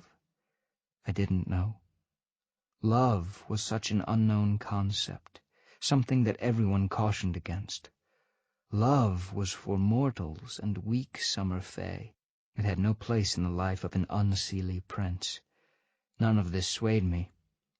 All I knew was, when we were together, I could leave behind the intrigues and pitfalls of court and just be. It was high summer, when the last person I wanted to find out about us did so anyway. Ariella and I hunted often. It was a chance to get away from the court and be alone together, without the whispers and the stares and the snide, pitying looks. She was an excellent huntress, and our outings usually turned into friendly competitions, seeing whose arrow could drop our quarry first. I lost as often as I won, which filled me with an odd sort of pride. I knew my skill was considerable. That Ariella could match it brought some excitement back into the hunt and forced me to concentrate. We were in the wildwood that day, resting after a successful hunt and just enjoying each other's company. We stood on the banks of a clear green pond, my arms around her waist, and her head leaning against my chest, watching two piskies tease an enormous carp by darting close to the surface, then zipping away as the fish lunged for them. It was getting late, but we were loath to go back to court. Winter fae tended to be restless and irritable during the summer months, which led to a great amount of squabbling and backbiting. Here in the wildwood it was still and quiet, and only the most desperate or savage of wild fae would consider taking on too powerful unseelie. Abruptly the peaceful silence was interrupted. "There you are! Geez, Ice Boy, I've been looking for you forever. If I didn't know better, I'd think you were avoiding me." I winced. Or him, of course. Nothing was sacred to him. Ariella jerked in surprise. "Who?" She tried looking back, only to find I wasn't moving or letting go. Groaning, I buried my face in her hair. "Don't turn around," I muttered. "Don't answer him, and maybe he'll go away." Ha! As if that ever worked. The speaker moved closer until I could see him from the corner of my eye, arms crossed over a bare chest, perpetual smirk stretching his face. "You know, if you keep ignoring me, Ice Boy, I'm just going to push you into the pond." I released Ariella and stepped back from the edge, glaring at Puck as he retreated with a cheerful grin. "What do you want, good fellow?" "So nice to see you as well, Prince." Puck stuck his tongue out, unfazed by my glare. "Guess the next time I find a juicy rumor, I'll just keep it to myself. I thought you might want to check out these coatl sightings in Mexico City, but I see you're otherwise occupied." "Good fellow? Ariella repeated, staring at Puck with unabashed curiosity. Robin, Goodfellow? It is you, isn't it? The Puck? Puck grinned widely and bowed. The one and only, he stated grandly, as I felt the situation sliding further from my control. And who might you be, lady who has stolen all of Ice Boy's attention? Before Ariella could answer, he sniffed and turned to me, pouting. Prince, I'm hurt. After all we've been through, you could at least introduce me to your new lady friend. This is Ariella Tulurin, I introduced, refusing to rise to Puck's goading. Ariella, this is Robin Goodfellow, who despite my best efforts insists on hanging around when he isn't wanted. You wound me, Prince. Puck looked anything but hurt, and I crossed my arms. I guess you're still mad about that whole harpy fiasco. I swear, I thought those caves were empty. How did you overlook 100 harpies nesting in that cave? Did the giant carpet of bones not tip you off? Oh, sure, complain now, but we found the trod to Athens, didn't we? Ariella blinked, looking back and forth between us. Wait, she said, holding up her hands. You two know each other? Traveled together? She frowned and looked at us both. Are you friends? I snorted. I wouldn't go that far. Oh, best friends, lady, Puck said at the same time, giving her a wink. Ice Boy will deny it until the mountains crumble, but you know how hard it is for him to admit his feelings, right? But you're Summer. Ariella glanced back at me, confused. Robin Goodfellow is part of the Seelie court, right? Isn't it against the law to conspire with Summer Faye? Conspire? Puck grinned, looked at me. That's a nasty word. We don't conspire, do we, Prince? Puck, I sighed. Shut up. Turning away from him, I drew Ariella close, ignoring the way Puck's eyes lit up gleefully. The answer to your question is yes, I told her quietly. It is against the law, and within the borders of Arcadia and Tir Nanog, Robin Goodfellow and I are enemies. We will both readily admit that. I shot Puck a look, and he nodded, still grinning. But, I continued, here in the Wildwood the laws, though they're not completely flexible, don't extend quite as far. Puck and I have been known to bend the rules a little. Not always, and not often. But he's the only one that can keep up with me, and the only one who doesn't care that I'm part of the Winter Court. Ariella pulled back and looked at me, her sea-green eyes intense. So, you're telling me that you, a prince of the Unseelie court, are admitting to breaking the law and conspiring with the Winter Court's sworn enemy on a regular basis? I held my breath. Though I'd known this day would come, I'd been hoping to bring up my association with Puck on my own terms. That the summer court prankster had forced the issue wasn't surprising, but what I feared most was being forced to choose where my loyalties lay.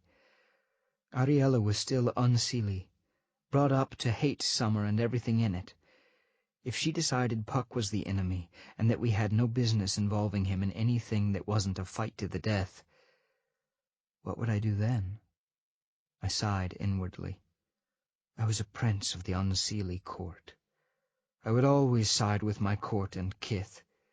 There was no question in my mind. If it came down to that choice, I would turn my back on Puck, turn my back on our years of camaraderie, and choose winter. But that's not to say it wouldn't be hard. Ariella stared at us, and I waited to see what she would do, how she would react. Finally, she broke into a teasing smile. Well, as I've seen how Ash treats his associates at the Winter Court, I'd have to say you must be an exception to the rule, Robin Goodfellow. I'm very pleased to make your acquaintance.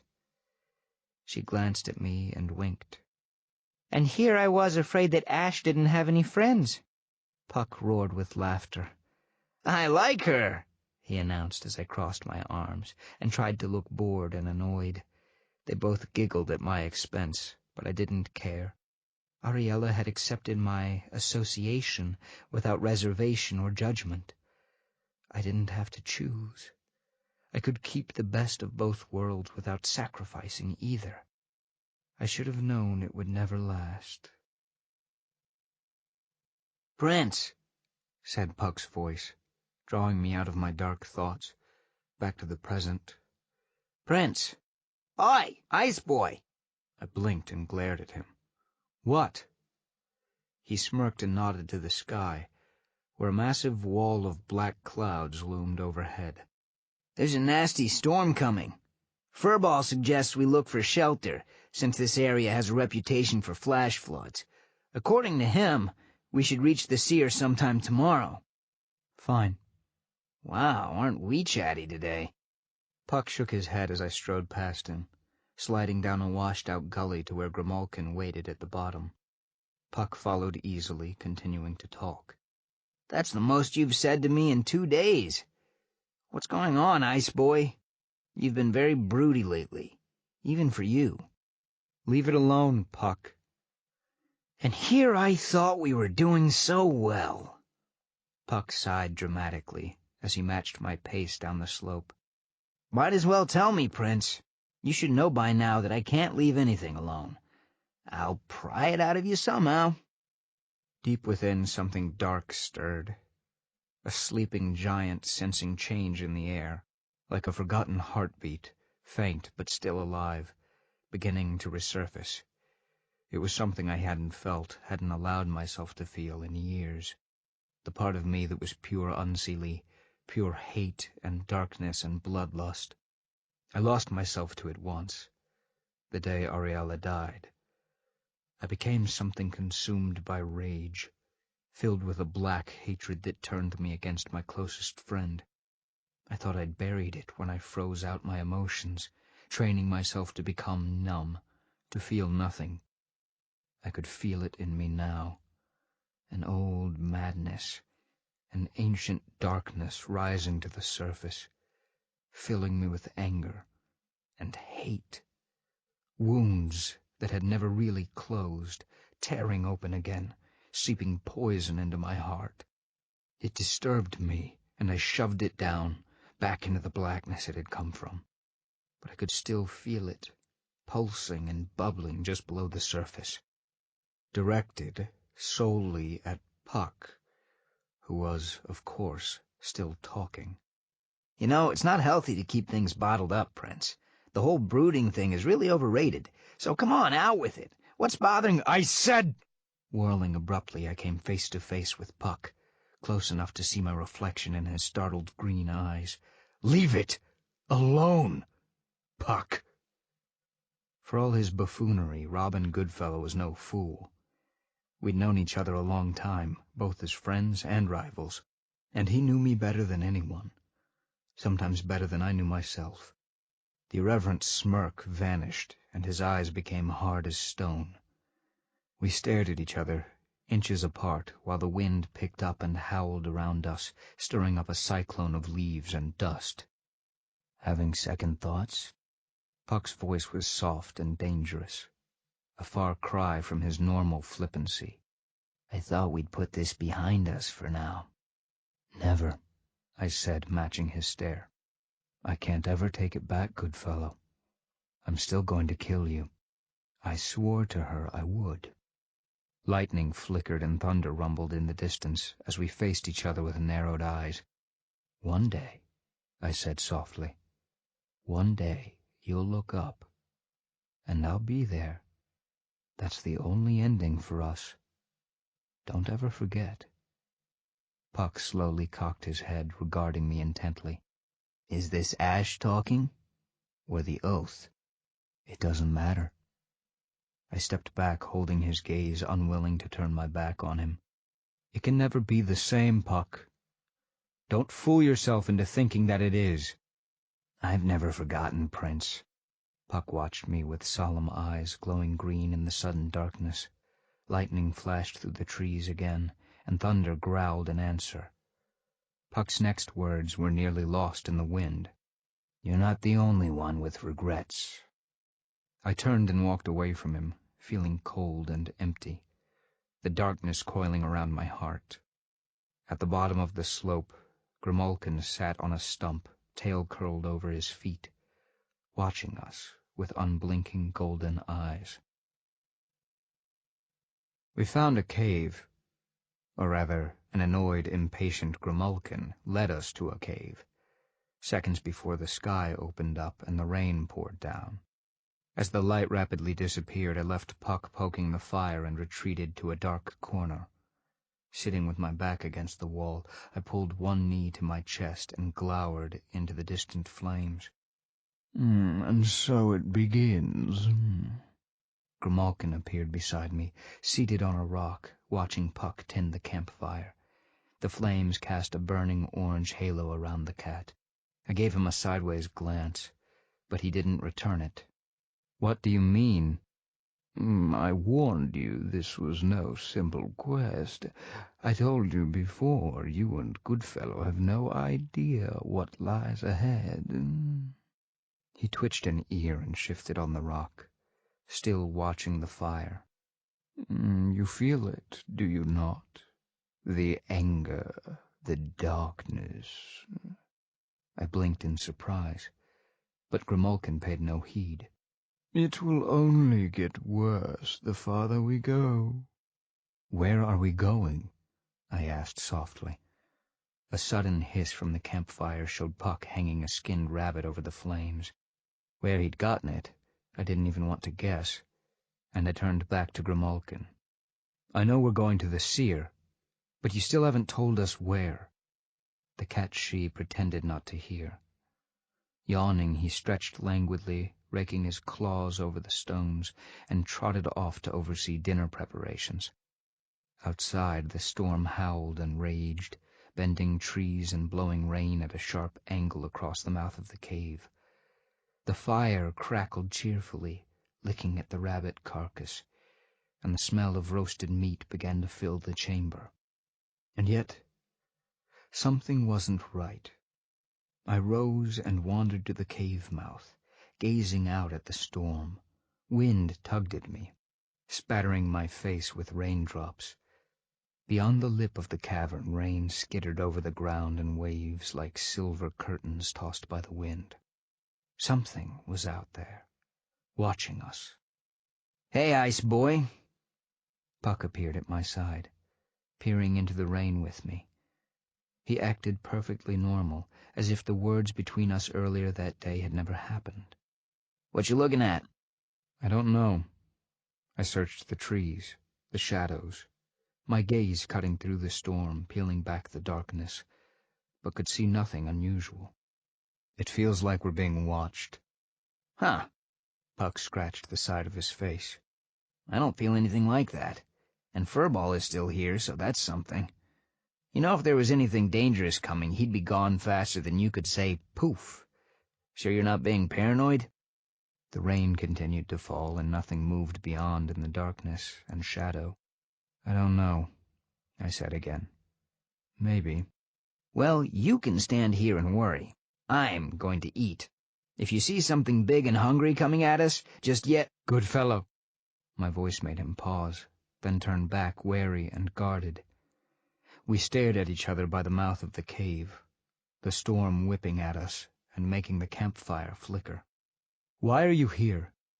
He blinked, made a half-hearted attempt at humor. Because I don't want to get wet." I just waited. Puck sighed, leaning against the wall and crossing his arms.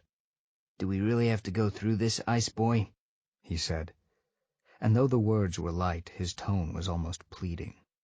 "I think we both know the reason I'm here." "What if I asked you to leave?" "Why would you want to do that?" Puck grinned, but it quickly faded. "This is about what happened earlier, isn't it?" he said. "What's going on, Ash? 2 days ago you were fine. We were fine." I glanced over to where Grimalkin sat watching the spitted rabbit, with something a bit stronger than curiosity. I could feel the darkness in me rising again, despite my attempts to freeze it out. "I'm going to kill you," I said softly, and Puck's eyebrows rose. Not tonight. Maybe not tomorrow. But soon. Our past is catching up to us, good fellow. And this feud has gone on long enough. I looked back at him, meeting his solemn gaze. I'm giving you this chance now to leave. Run, find Megan, tell her what I'm trying to do. If I don't come back, take care of her for me. I felt my chest squeeze tight at the thought of Megan, of never seeing her again. But at least Puck would be there for her if I failed. Get out of here, Puck.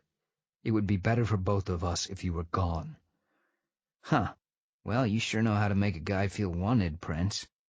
Puck glared at me, not quite able to mask his anger. Pushing himself off the wall, he took a step forward, never looking away. Here's a heads up, though. I'm not going anywhere, no matter how much you threaten, bribe, coerce, or beg. Don't get me wrong, I'm mostly here for her, not you. But I'm betting this isn't something you can do alone. So you're going to have to suck it up and get used to me, Prince. 'Cause unless you want that duel right here, right now, I'm not leaving. And I can be just as stubborn as you. Outside lightning flickered, turning everything white, and the gale tossed the branches of the trees. Puck and I glared at each other until we were interrupted by a loud pop from the campfire. Breaking eye contact at last, Puck glanced over his shoulder and let out a yelp. Hey! Whirling around, he stalked back toward the fire, and its now empty spit, waving his arms. My rabbit! Grimalkin, you sneaky, gray pig! I hope you enjoy that, 'cause the next thing over the fire might be you. As expected, there was no answer. I smiled to myself and turned back to the rain. The violence of the storm had not abated, nor had my feeling of being watched, though continued searches of the trees and shadows yielded nothing. "Where are you?" I mused under my breath. "I know you can see me. Why can't I find you?" The storm seemed to mock me. I stood looking out, until the wind finally died down and the rain slowed to a drizzle. All through the night I stood there, waiting.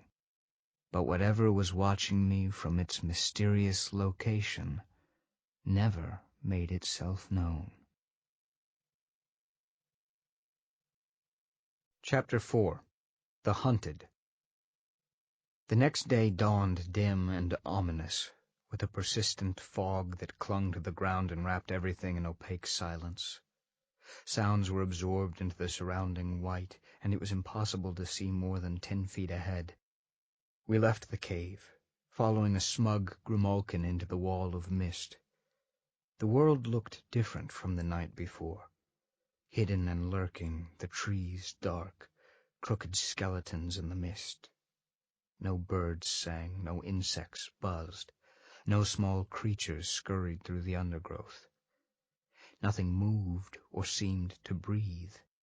Even Puck was affected by this somber mood and offered little conversation as we glided through this still, muffled world. The feeling of being watched had not dissipated even now, and was making me increasingly uncomfortable. Even more disturbing, I had the sense that something was following us, tracking us through the silent forest. I scanned the surrounding trees, the shadows, and the undergrowth, watching, listening for something that seemed out of place, but I could see nothing. The fog stubbornly refused to lift, and the farther we pushed into the quiet wood, the stronger the feeling became. Finally I stopped, turning to gaze behind us. Mist crept over the ground and spilled onto the tiny forest path we were following, and through the blanket of white I could sense something drawing closer. "There's something out there," I muttered as Puck came to stand beside me, also peering into the fog. "Of course there is," Grimalkin replied matter-of-factly, leaping onto a fallen tree. "It has been following us since last night. The storm slowed it down a bit, but it is coming fast now. I suggest we hurry if we do not wish to meet it. And we do not. Trust me." Is it the witch? Puck asked, frowning as he stared into the bushes and the trees. Geez, tie a house's feet together and you're marked for life. The old gal can sure hold a grudge, can't she? It is not the witch, Grimalkin said with a hint of annoyance. It is something far worse, I am afraid. Now come. We are wasting time. He leaped off the branch, vanishing into the mist, as Puck and I shared a glance. Worse than the old chicken plucker? Puck made a face. That's hard to believe. Can you think of anyone you'd rather not meet in a spooky old forest, Prince? Actually, I can, I said, and walked away, following Grimalkin through the trees. Hey! Puck scrambled after us. What's that supposed to mean, Ice Boy? The forest stretched on, and Grimalkin never slowed, weaving through trees and under gnarled roots without looking back. I resisted the urge to glance continuously over my shoulder, half expecting the mist to part as whatever was following us lunged onto the path. I hated being hunted, being tracked by some unseen, unknown monster. But Grimalkin seemed determined to outpace it, and if I paused I could lose the cat in the fog. Somewhere behind us a flock of crows took to the air with frantic cries, piercingly loud in the silence. "It's close," I muttered, my hand dropping to my sword. Grimalkin didn't look back. Yes, he stated calmly. But we are almost there. Almost where? Puck chimed in. But at that moment the mist thinned and we found ourselves on the edge of a gray-green lake. Skeletal trees loomed out of the water, their expanding web of roots looking like pale snakes in the murk. Small mossy islands rose from beneath the lake, and rope bridges spanned the gulf between them, some sagging low enough to nearly touch the surface. There is a colony of ballybogs living on the other side, Grimalkin explained, hopping lightly to the first rope bridge. He paused to glance back at us, waving his tail. They owe me a favor. Hurry up. Something went crashing through the bushes behind us, a pair of terrified deer fleeing into the undergrowth. Grimalkin flattened his ears and started across the bridge. Puck and I followed. The lake wasn't large, and we reached the other side a few minutes later, facing Grimalkin's annoyed glare as we stepped onto the muddy bank. Puck and I had systematically cut through each of the bridge ropes after every crossing, so whatever was following us would have to swim. Hopefully, that would slow it down a bit. But it also meant that we had burned our bridges, so to speak, if we wanted to return the same way. Uh-oh, Puck murmured, and I turned around. A tiny village lay in the mud at the edge of the river, thatch and peat roofs covering primitive huts built into an embankment, peeking out between the roots of enormous trees. Spears lay in the mud, some broken, and the roofs of several huts had been torn off. Silence hung thick over the village, the mist creeping up from the lake to smother what was left of the hamlet. Looks like something got here before us, Puck observed, picking a shattered spear out of the mud. Did a number on the village, too. No one's here to welcome us, Grim. We'll have to try something else. Grimalkin sniffed and jumped atop the bank, shaking mud from his paws. How inconvenient, he sighed, looking around in distaste. Now I will never receive my favor. In the distance, somewhere beyond the mist coming off the water, there was a splash. Puck looked back and grimaced. It's still coming. Persistent bastard. I drew my sword. Then we make our stand here. Puck nodded, pulling his daggers. Thought you might say that. I'll find us some higher ground. Wrestling in the mud just isn't my cup of tea, unless it involves scantily clad. He stopped as I shot him a look. Right? He muttered. That hill over there looks promising. I'll check it out. Grimalkin followed my stare, blinking as Puck sloshed his way toward a lumpy mound of green moss and ferns. That was not there the last time I was here, he mused softly, narrowing his gaze. In fact... His eyes widened, and he disappeared. I whirled back, lunging forward as Puck hopped onto the hill, pulling himself up by a twisted root. Puck! I shouted, and he glanced back at me, frowning. Get out of there now! The hill moved. With a yelp, Puck stumbled, flailing wildly as the grassy mound shifted and lurched and started to rise out of the mud.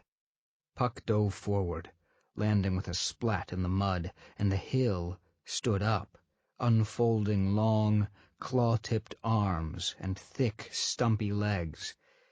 It turned, 20 feet of muddy green swamp troll, moss and vegetation growing from its broad back, blending perfectly with the landscape.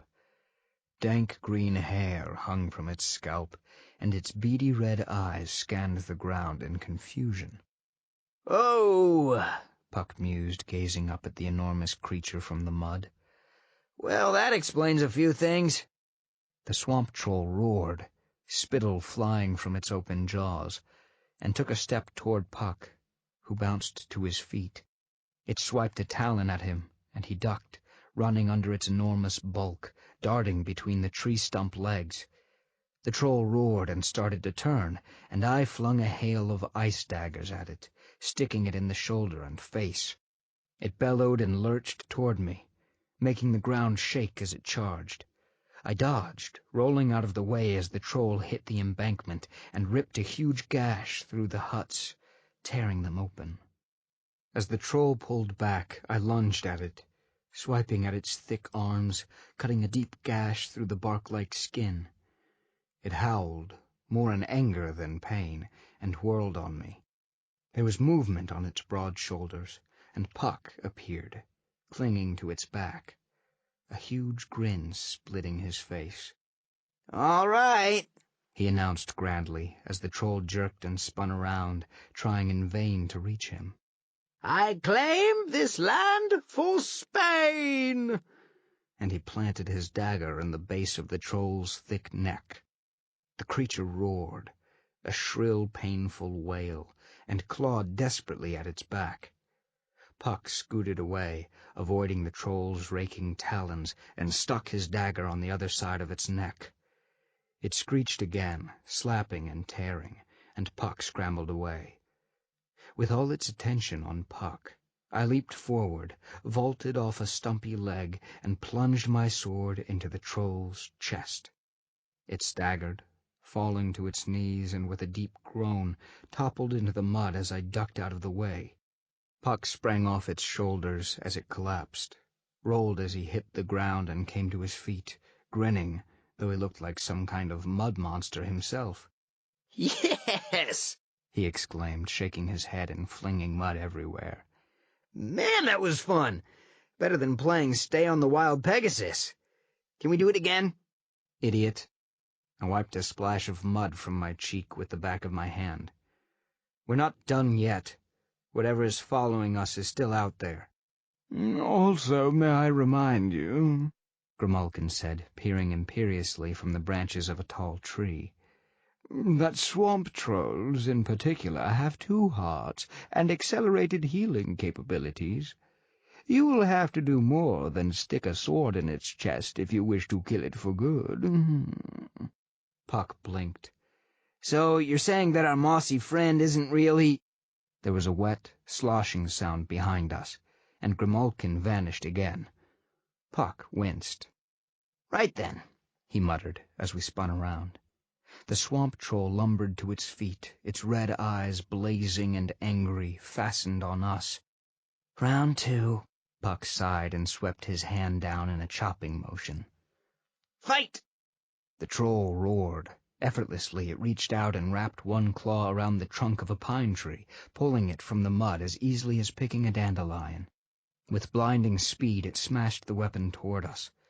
Puck and I leaped aside in opposite directions, and the tree struck the space between with an explosion of mud and water.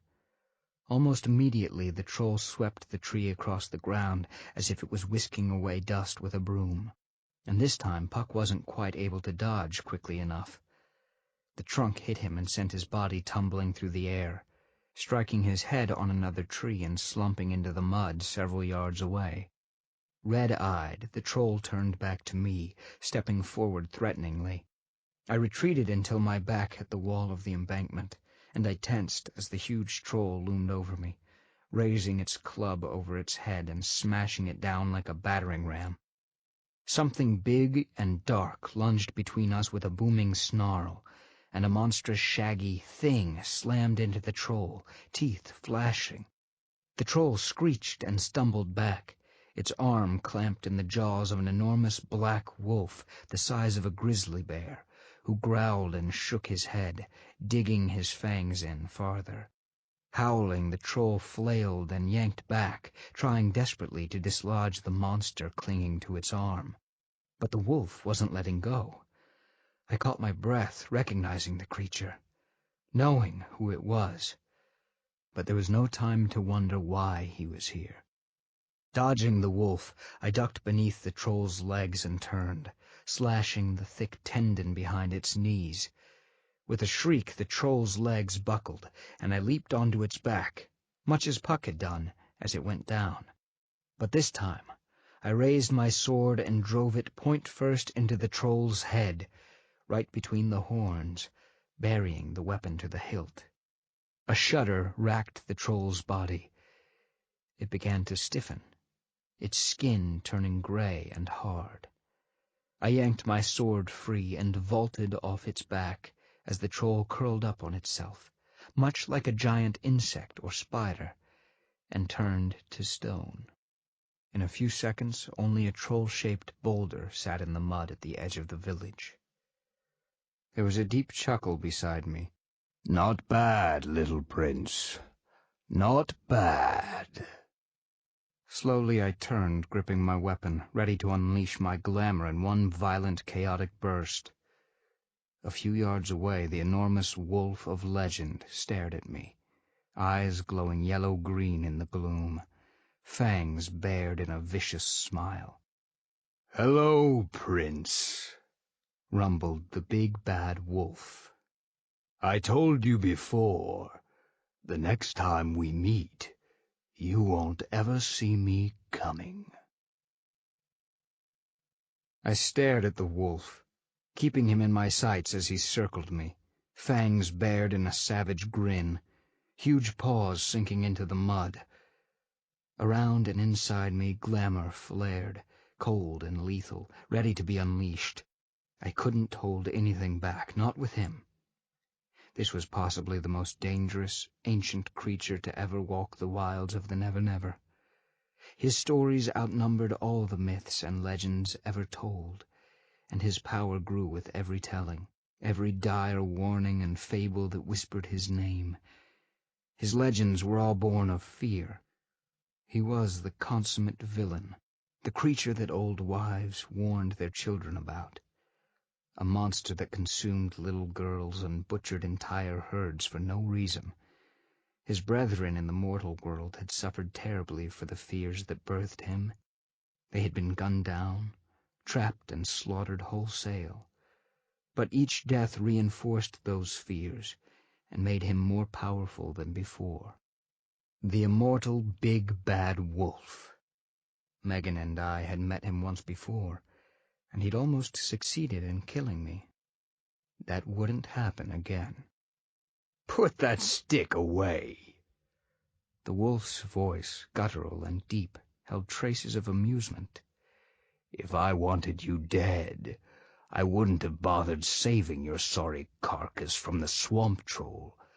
That's not to say I won't kill you later, but your silly little toy won't stop me then either. So you might as well be civil about it." I kept my sword out, which I could see annoyed the wolf, but I was certainly not going down without a fight. "What do you want?" I asked, keeping my voice cautiously civil, but letting the wolf know I would defend myself if needed. I was going to walk away from this. It didn't matter that the wolf was immortal. It didn't matter that he'd almost killed me last time we'd met. If it came down to a fight, I was determined to win this time, by any means necessary. I would not die here, on the banks of a gloomy lake, torn apart by the big bad wolf. I would survive this encounter and keep going. Megan was waiting for me. The wolf smiled. "Mab sent me for you," he said in a voice that was almost a purr. I kept my expression neutral, though an icy fist grabbed my stomach and twisted. Not in surprise or even fear, just the knowledge that, as she did with all her subjects, the Winter Queen had finally grown tired of me.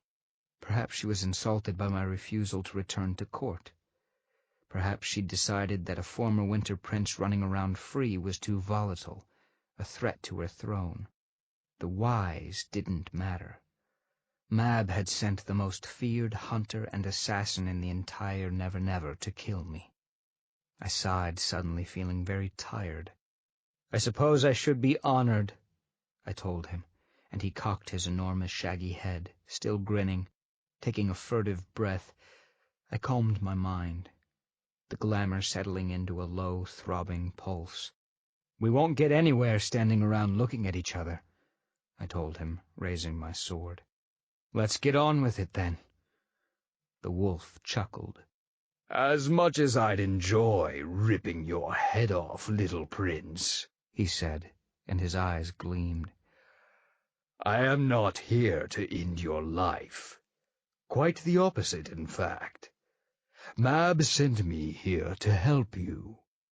I stared at him, hardly able to believe what I'd just heard.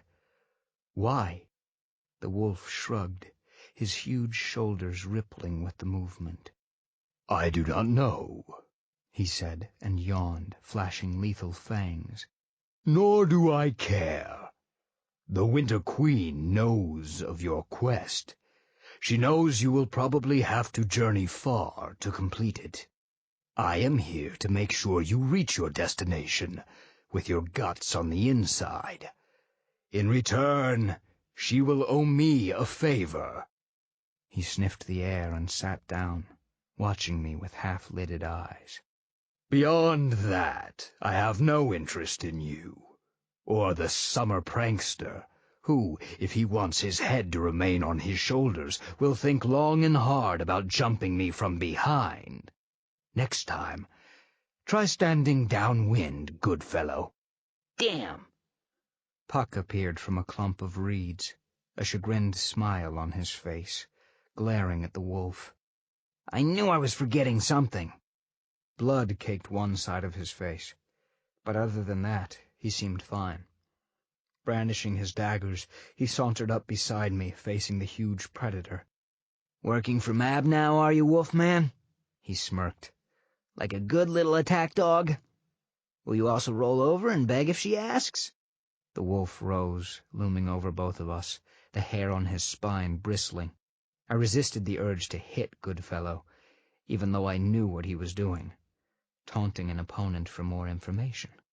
"I am not a dog," the wolf growled, his deep voice making the puddles ripple. "And I work for no one." He curled his lips in a sneer.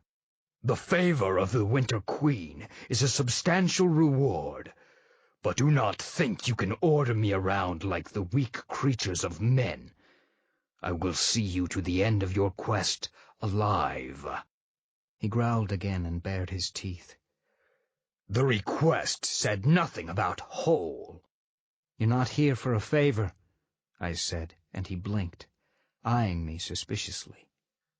"You don't need one," I continued. "Not from Mab, not from anyone. You enjoy the hunt and the challenge, but to agree to such a request without a kill at the end? That's not like you." The wolf continued to stare at us, his face betraying nothing. "Why are you really here?" I asked. "What do you want?" "The only thing he really cares about." A disembodied voice came from overhead, and Grimalkin appeared in the branches of a tree, nearly 20 feet off the ground. "Power." The hair on the wolf's back and shoulders bristled, though he gazed at Grimalkin with a faint, evil smile on his long muzzle. "Hello, cat. he said conversationally. I thought I caught your stench creeping through the air. Why not come down here and talk about me? Do not demean yourself by stating the ridiculous, Grimalkin replied smoothly. Just because my species is vastly superior does not mean you should flaunt your idiocy so freely. I know why you are here, dog. Really? Puck called, craning his head to look up at the cat. Well then, would you like to share your theory, Furball? Grimalkin sniffed. Do you people not know anything? Standing up, he walked along the branch, the wolf's gaze following him hungrily. He is here because he wishes to add his name to your tale. His power, his entire existence, comes from stories, from myths and legends and all the dark, frightening, and amusing tales about him that humans have invented over the years. It is how the big bad wolf has survived for so long. It is how you have survived for centuries, good fellow. Surely you know this. Well, yeah, of course I knew that, Puck scoffed, crossing his arms. but that still doesn't tell me why Wolfman is being so helpful all of a sudden. You are on a quest, the wolf went on, finally tearing his gaze away from the cat to look at me. The Queen told me of this, that you, a soulless and immortal being, wish to become human for the mortal you love. He paused and shook his head in grudging admiration, or perhaps pity. That is a story. That is a tale that will endure for generations. If you can survive the trials, of course. But even if you don't, even if this tale becomes a tragedy, my name will still be in it, adding to my strength. He narrowed his eyes, staring me down. Of course, it would be a better tale if you managed to reach your destination. I can help you in that respect. It will make the story longer, anyway. What makes you think we need or want your help? Grimalkin asked loftily. The wolf gave me an eerie smile, all fangs, and his eyes glinted in the shadows. I will be in this tale one way or another, little prince, he warned. Either as the great wolf that protects and guides you to your destination, or as the tireless evil that tracks you through the night, haunting your steps and your dreams. I have been both, and such roles are easy for me to slip into. I leave the choice to you. We stared at each other for a long moment, two hunters sizing each other up, checking strengths and weaknesses. Finally, I nodded and carefully sheathed my blade. "All right," I said as Puck blinked and Grimalkin snorted in disgust. "I'll accept your help for now, but I make no promises about our continued alliance." Neither do I, boy. The wolf regarded me the way a cat would observe a mouse. So now that we have an understanding, what should we do first? Overhead, Grimalkin sighed very loudly. Unbelievable, he said, and the wolf grinned at him and ran a pink tongue over his jaws. Grimalkin was not impressed. May I remind you, he continued in that same bored, annoyed tone, that out of this entire party only I know the way to the seer? And if a certain dog forgets its manners, you will all be up the river without a paddle, so to speak. Remember that, Prince. You heard him, I told the wolf, who curled a lip at me. No chasing or attacking our guide. We still need him to reach the seer. Please, Grimalkin sniffed and leaped to another branch. As if I would ever allow that to happen. This way, and do try to keep up. Chapter 5 The Hollow. After leaving the lake and the dead Ballybog village, We followed Grimalkin through another tangled forest and across a rocky plateau, the great black wolf trailing noiselessly behind us. The two animals didn't speak to each other, but the wolf kept his distance from the cat, even when traveling across the open plains, so it seemed that they had worked out some sort of truce. A basilisk stirred on a rocky shelf, eyeing us hungrily as we passed beneath. But the wolf silently curled his lip, baring his fangs, and the monster appeared to lose interest. After we crossed the plateau, the ground turned sharply downhill, and thick, thorny brambles started appearing, choking out the trees. When we reached the bottom of the slope, the briars rose around us like a spiny maze. Ragged wisps of fog caught between their branches. The ground was wet and spongy, saturated with water, mud, and something else. Something dark had seeped into the earth, turning the ground black and poisoned. The air was still, silent as a grave. Nothing moved in the shadows or between the thorns, not even insects. "This is as far as I go." Startled, we both turned to Grimalkin, sitting tightly on a patch of dry ground, watching us. "From here," he said, regarding each of us in turn, "you are on your own." What? Puck exclaimed. You mean you're not going to venture into the Hollow of Death with us? Shocking. What kind of monster do you think lives here, Ice Boy? It has to be pretty nasty for Furball to flake out on us. Oh, wait. Grimalkin flattened his ears, but otherwise ignored the summer fairy. The wolf sniffed the air, growled low in his chest, and the hackles rose along his spine. "This place," he muttered, curling a lip, "is not right." He shook himself and took a step forward. "I'll scout ahead, see if it's—" "No," Grimalkin said, and the wolf turned on him with a growl. The cat-she faced him seriously, his yellow eyes intense. "You must remain here. The valley will not tolerate intruders. This part of the journey is for them and them alone." The wolf and the cat locked eyes, staring each other down. Grimalkin did not blink, and something in the cat's steady gaze must have convinced the much larger wolf. Reluctantly, he nodded and took a step back. "Very well," he growled. "I will scout along the perimeter then." He shot a glare at me and Puck. "If you two need my help, just scream." He turned swiftly and trotted away, melting into the shadows and the trees. Grimalkin watched him go and turned to us. "I have brought you as far as I can," he said, rising gracefully to his feet, plumed tail waving. "The final few steps are up to you."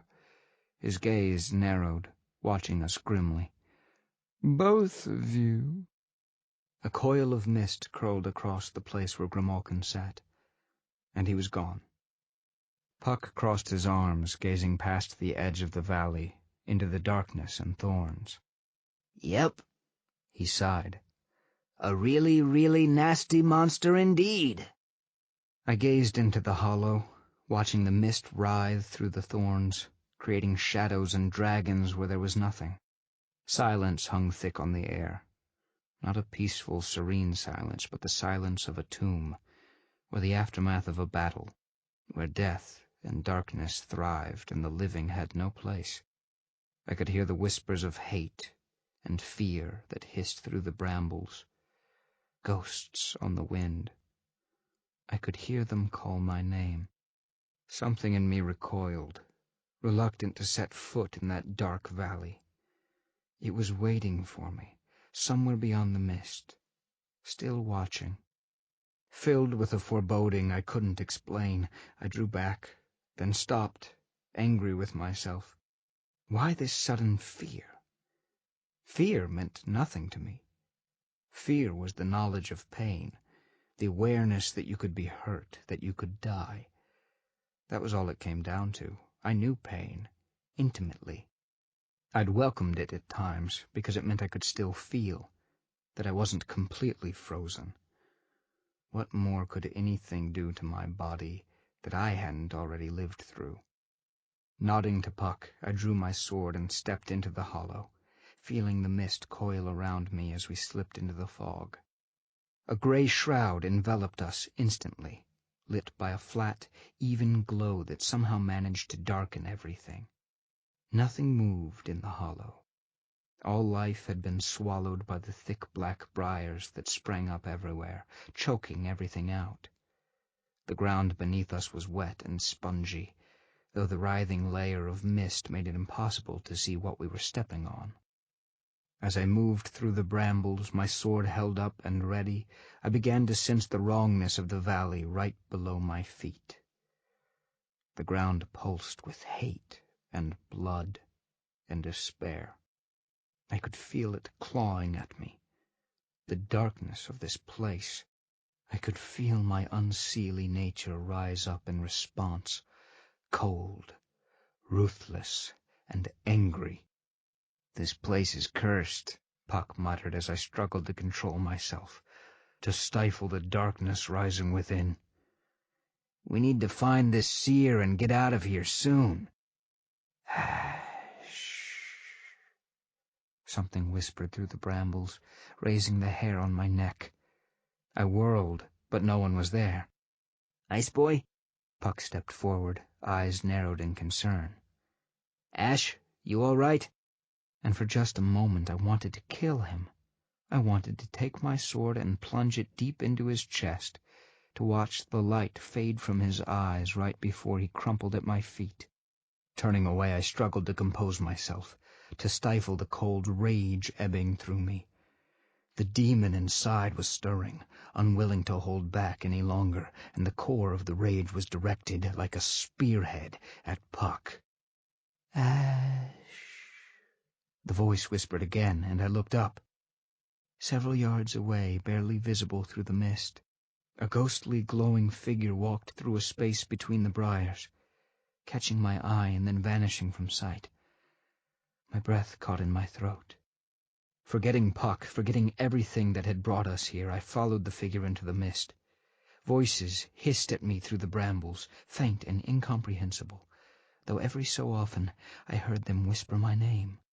I caught glimpses of the lone figure through the branches, always walking away from me, just out of reach. Somewhere in the mist I heard Puck call my name as he tried to follow, but I ignored him. Ahead of me the thorns finally thinned and the ghostly figure strode purposefully forward, never glancing back. It turned a corner, and I hurried to catch up. The brambles fell away, and I found myself in a small clearing, thick briars hemming me in on either side. Before me, rising out of the mist, a bleached white skeleton lay sprawled in the mud and stagnant water of the clearing. The skeleton was huge, an enormous reptilian creature with thick hind legs and a long, powerful tail. Wing bones lay folded beneath it, snapped and broken, and the huge jaws were open in a last silent roar. I started to shake, not with fear, but with complete, all-consuming fury. And despair burned my throat like bile. I knew this place. I recognized where we were at last. It was here, on this spot, that Puck, Ariella, and I had fought and killed a monstrous wyvern, slaying it but losing one of our own in the process. This was the hollow where Ariella died. This was the place where I'd vowed to kill Puck. It had all started right here. It would end here as well. Ash! Footsteps splashed behind me as Puck came into the clearing and stumbled to a halt, panting. Damn it, Ice Boy, what's gotten into you? Next time, give me a heads up that you're taking off. Don't leave a guy standing in a creepy mist-filled hollow of death all by himself. "Do you know where we are?" I asked softly, not turning around. I felt his puzzlement, then heard his sudden intake of breath as he realized. I gripped my sword and spun slowly to face him, feeling darkness spread through me like a rush of ink. The unseelie demon was fully awake now. The icy barrier that held it at bay shattered. Memories rose up fresh and painful. The hunt, the chase into the hollow at Puck's insistence, the roar of the monster as it charged with lethal speed. Rage and despair swirled around me.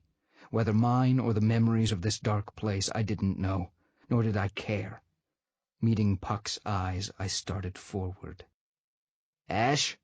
Puck said, backing away, his eyes wary and hooded. "Wait, what are you doing?" "I told you." I advanced steadily, calmly, the sword heavy in my hand. "I warned you that it would be soon. It's time, Puck. Today." "Not now." He paled and drew his daggers. I didn't stop, and he circled with me, his weapons held up and ready. "Ash, get a hold of yourself," he said, almost pleading. "We can't do this now. You're not here for her." "Look at where we are!" I roared, sweeping my blade toward the bleached skeleton in the mud. "If not now, when? This is the place, Puck. This is the place she died. I lost Ariella right here. Because of you!" My voice broke, and I sucked in a breath as Puck stared at me with wide eyes. I'd never said those words to him. It was always an unspoken feud that drove us to fight each other. We both knew the reason, but I'd never accused Puck out loud. Until now. "You know I didn't mean for that to happen." Puck's voice shook as we continued to circle each other, blades bare and glittering in the faint light. "I loved her too, Prince." "Not like me." I couldn't stop myself now. The rage was a cold, all-consuming fire, fed from the darkness of the earth, from the grief and hate and painful memories that had seeped into this spot. "And that doesn't change the fact that her death is on your head. If I'd killed you when we first met, like I was supposed to, she would still be alive." "You don't think I know that?" Puck was shouting now, green eyes feverish. "You don't think I regret what I did every single day? You lost Ariella, but I lost you both. Believe it or not, I was kind of a mess too, Ash. It got to a point where I actually looked forward to our random duels because that was the only time I could talk to you. When you were freaking trying to kill me." "Don't compare your loss to mine," I snarled. "You have no idea what I went through, what you caused." "You think I don't know pain?" Puck shook his head at me. "Or loss? I've been around a lot longer than you, Prince. I know what love is, and I've lost my fair share too. Just because we have a different way of handling it doesn't mean I don't have scars of my own." "Name one," I scoffed. "Give me one instance where you haven't—" "Megan Chase!" Puck roared, startling me into silence. I blinked, and he sneered at me. "Yeah, Your Highness. I know what loss is. I've loved that girl since before she knew me. But I waited. I waited because I didn't want to lie about who I was. I wanted her to know the truth before anything else. So I waited. And I did my job. For years I protected her, biding my time until the day she went into the Nevernever after her brother. And then you came along, and I saw how she looked at you, and for the first time, I wanted to kill you as much as you wanted to kill me." "So here, Prince," he said, and without warning, flipped his daggers at me. They struck the ground at my feet, hilts up, glinting in the dim light. "I'm tired of fighting. You want your revenge?" He straightened and flung his arms wide, glaring at me. "Come and take it. This is the place where she died, where it all started. Here I am, Ash. Strike me down already. I won't even fight you. Let's end this once and for all." The rage in me boiled. Raising my sword, I went for him. sweeping the blade down at his neck, a blow that would slice through his collarbone and out the other side. I would end this right here. Puck didn't move, nor did his gaze stray from mine as I lunged forward. He didn't flinch as the weapon sliced down in a blur of icy blue, and stopped. My hands shook, and the sword trembled against Puck's collarbone, the edge drawing the faintest line of red against his skin. I was panting, breathing hard, but he still watched me, his face blank, and I could see my tortured reflection in his eyes. "Do it," the rage whispered as I struggled to make my arms move, to finish what I'd started. "Strike him down. This is what you've always wanted. End the feud, and keep your promise." Puck took a deep, careful breath and spoke softly, almost a whisper. "If you're going to do it, Prince, do it now. The anticipation is killing me." I straightened, bracing myself for the deed. Robin Goodfellow would die today. It had to end like this. It didn't matter that Puck had lost just as much as I had, that his pain was just as great, that he loved Megan enough to step aside, to bow out gracefully. Never mind that he loved her so much he would join his sworn enemy on a search for the impossible, just to ensure her happiness. He was here, not because of me, but because of her. None of that mattered. I had sworn an oath here, on this very spot, and I had to see it through. I gripped the sword handle, steeling myself. Puck stood rock still, waiting. I raised the sword again, and whirled away with a roar of frustration, flinging my weapon into the nearest bramble patch. Puck couldn't quite conceal his sigh of relief as I stalked away, retreating into the mist and out of sight before I fell apart. Dropping to my knees, I slammed my fist into the mud and bowed my head, wishing the earth would open up and swallow me whole. I shook with anger, with grief and self-loathing and regret. Regret of what transpired here. That I had failed. That I had ever made that vow to kill my closest friend.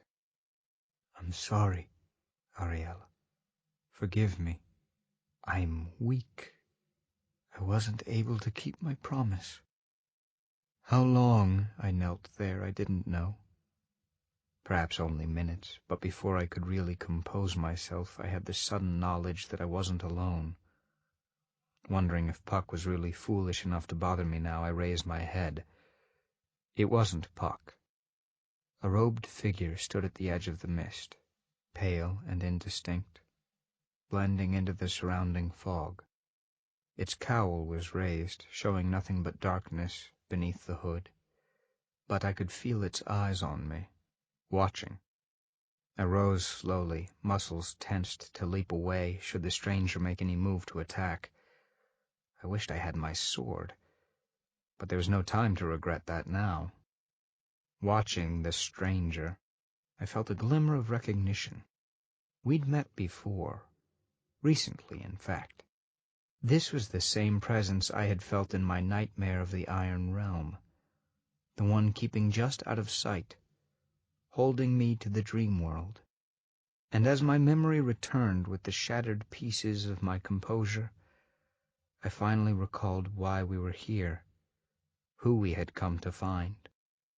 "You are the seer?" I asked softly.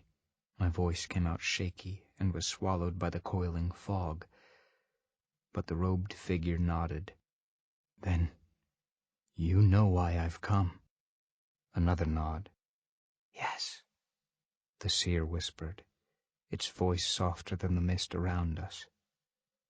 "I know why you are here, Ash of the Winter Court. The real question is, do you?" I took a breath to answer, but the seer stepped forward and pushed back its hood. The world fell out from under me. I stared, staggered, and frozen in a way that had nothing to do with winter. "Hello, Ash," Ariella whispered. "It's been a long time." Part 2. Chapter 6. The Seer. I stared at the figure before me, hardly able to wrap my mind around it. It looked like Ariella, sounded like her. Even after all these years, I knew the exact lilt of her voice, the subtlest tilt of her head.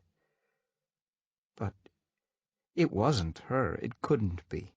This was a trick, or perhaps a memory, brought to life by the depth of emotion around us.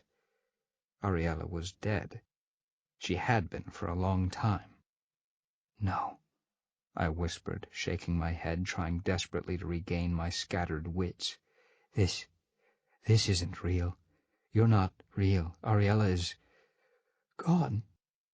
My voice broke, and I shook my head angrily. "This isn't real," I repeated, willing my heart to believe it. "Whatever you are, leave this place. Don't torment me further." The robed figure glided forward, coils of mist parting for her as she came toward me. I wanted to move, to draw back, but my body wasn't working right anymore. I might as well have been frozen, helpless, as the thing that looked like Ariella drew very close, so close I could see the flecks of silver in her eyes, smell the faint scent of cloves that had always surrounded her. Ariella gazed at me a moment, then raised one pale, slender hand and laid it, cool and solid, against my cheek. "Does this feel like a memory, Ash?" she whispered as my breath hitched and my knees nearly buckled. I closed my eyes, unwilling to hope, to have it ripped from me once more. Taking my limp hand, Ariella guided it to her chest and trapped it there so I could feel the heartbeat under my fingers. "Does this?" Disbelief crumbled. "You're alive," I choked out, and she smiled at me, a sad, painful smile that held all the years of loss and despair I knew so well. Her grief had been just as fierce, just as consuming as mine. "You're alive," I whispered again and pulled her to me. Her arms slid around my waist, drawing us even closer, and she breathed my name. I held her fiercely, half afraid she would dissolve into mist in my arms. I felt her heartbeat thudding against mine, listened to her breathe on my cheek, and felt the centuries-old grief dissolving, melting like frost in the sunlight. I could barely believe it. I didn't know how it could be, but Ariella was alive. She was alive. The nightmare was finally over. It seemed like an eternity before we finally pulled back, but my shock was no less severe. And when she looked at me with those star-flecked eyes, my mind still had trouble accepting what was right in front of me. "How?" I asked, unwilling to let her go just yet, wanting, needing to feel her, solid and real and alive, pressed against me. "I watched you die." Ariella nodded. "Yes, it wasn't a very pleasant experience," she said, and smiled at my bewildered expression. "There are a lot of things that need explaining," she continued, and a shadow darkened her face. "I have so much to tell you, Ash. But not here." She slid back out of my arms. "I have a place not far from here. Go collect Robin Goodfellow, and then I can tell you both." A strangled noise interrupted us. I turned to see Puck standing several yards away, staring at Ariella with an open mouth. His green eyes were wider than I'd ever seen them. I'm seeing things," he stammered, and his gaze flickered to me. For just a moment, I saw hope flare in their depths. "Ash, tell me you see her too." Incredibly, Ariella smiled at him. "Hello, Puck. It's good to see you again. And no, you're not seeing things. It's really me." She held up her hand as Puck took a breath. I know you both have many, many questions, but this is not the place to ask them. Follow me, and then I will try to explain everything. Numbly I collected my sword from where I'd flung it discourteously into the briars, and we followed Ariella through the mist and brambles, her spectral form gliding through the fog like a ghost. Each time the mist coiled around her pale figure, my heart twisted in fear, certain that when the tendrils pulled away she would be gone. Behind me, Puck was silent. I knew he was just as dazed, trying to come to terms with what we had just seen and heard. I was still reeling from the shock, from questions that swirled maddeningly in my head, and Puck was the last person I wanted to talk to. We trailed Ariella through a thick hedge where the mist cleared away and the briars formed a protective wall around a snowy glen. Glamour filled the tiny space, creating the illusion of gently falling snow, of icicles that hung on branches and a chill in the air. But not everything was fantasy.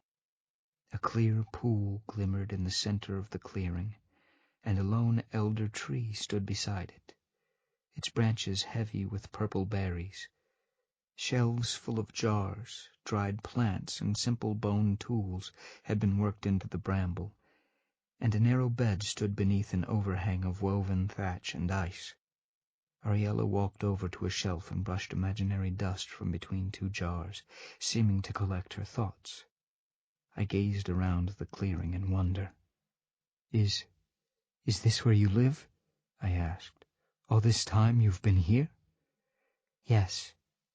Ariella took a deep breath and turned around, smoothing back her hair. She'd always done that when she was nervous. Sit if you want. She gestured to an old log, rubbed smooth and shiny with use. But I couldn't bring myself to sit. Neither could Puck, apparently. So, how long have you lived here, Ari? He asked, and I instantly bristled at the casual use of his old nickname for her. He had no right to speak to her as if nothing had happened, as if everything was all right now. Have you been here since that day? All alone? She nodded, smiling tiredly. It's not the Winter Palace by any means, but I make do. Irritation boiled over into real anger now. I tried to stifle it, but it rose up anyway as the blackest years of my existence seemed to descend on me all at once. She had been here all along and never thought to see me, to let us know she was still alive. All those years of fighting, killing, all for nothing. Why didn't you tell me? I demanded, and she winced, as though she'd been expecting that question. Ash, believe me, I wanted to, but you didn't. I stalked over to the elder tree, because I couldn't remain motionless any longer. Her gaze followed me as I whirled back, gesturing to the glade. You've been here for years, Ari, and you never came back, never made any attempt to see me again. You let me think you were dead. Why? I was near shouting now, my composure shattered, but I couldn't help it. You could have sent word. Let me know you were all right. All those years of thinking you were gone, that you were dead. Did you know what I was going through? What we both were going through? Puck blinked, startled that I would include him as well. I ignored him, however, still facing Ariella, who watched me sadly but offered no argument. I let my arms drop and my anger vanished as quickly as it had come. Why didn't you tell me? I whispered. Because, had I returned, you would have never met Megan Chase. I froze at the sound of her name. Ariella sighed, a gesture that seemed to age her 100 years, and smoothed back her hair once more. Oh, I'm not explaining it well at all, she mused almost to herself. Let me start again, from the beginning, the day I died. I've always been a little bit of a seer, Ariella began, gazing not at me but at the pool in the center of the glade, as if she could glimpse the future within. Even before the accident, I could sometimes predict things, small things, never important, never enough to threaten or compete with the factions at court. My father tried to use my gift to rise to power, but he soon gave up when he realized my visions never showed me anything useful. That day in the hollow, she continued, her voice growing even softer, when the wyvern struck me, something happened. I felt myself die, my essence fade, becoming part of the Nevernever. There was darkness, and then I had a dream, a vision, of the Iron Fae, the chaos that would come. And then, I don't know, I found myself waking up, alone in the place where I died. And I knew what was coming. The Iron Fae. They would destroy us. Except for her. One girl, the half-daughter of Oberon. Megan Chase. When the time came, when the Iron King set his plans into motion at last, she would save us. If she could survive to face the challenges ahead. Ariella paused, smoothing back her hair, her eyes on something I could not see. I had many visions of Megan Chase, she went on in a distant voice. I saw her struggles as clearly as if they were happening to me. The future is always changing. Never is there a clear path to the end, and some of the visions were terrible. I saw her die many, many times, and each time she perished the Iron Fae would overcome a fairy. The Iron King triumphed in the end, darkness overtook the Nevernever, and everything we knew was destroyed. But she didn't fail, Puck broke in. She won. She led an army of Iron Fae to the False King's fortress, kicked down the door, turned the old geezer into a tree, and became the new queen. Because of her, the Iron Fae aren't poisoning the Nevernever anymore, as long as they stay within their territory. Definitely not the Armageddon you predicted, Ari. Ariella nodded. Yes, and I saw those futures as well, Robin Goodfellow. But she was never alone. You were always there with her. You and Ash both. You kept her safe, helped her succeed. In the end, she defeated the final evil and claimed her destiny, but you were the ones who enabled her to do it. She would have died without your help. Ariella sighed, fiddling with the branches of the tree, her gaze distant again. I had my own part to play, of course, she continued hesitantly, as if the things she'd done were somehow distasteful. I was the puppet master pulling the strings, making sure all the pieces were in place before her arrival. I watched for the signs of her coming. I began the whispers that Leoninshi was planning to overthrow the courts, leading to her exile. I suggested the girl have a guardian to watch over her in the mortal world, and I made sure that a certain cat would be on the lookout for the half-human daughter of the Summer King, should she happen to fall into his tree one day. I felt breathless, stunned. All the while I'd been venting my anger and grief against Puck. The cause of my suffering had been preparing for something far greater, and she hadn't even been able to tell me about it.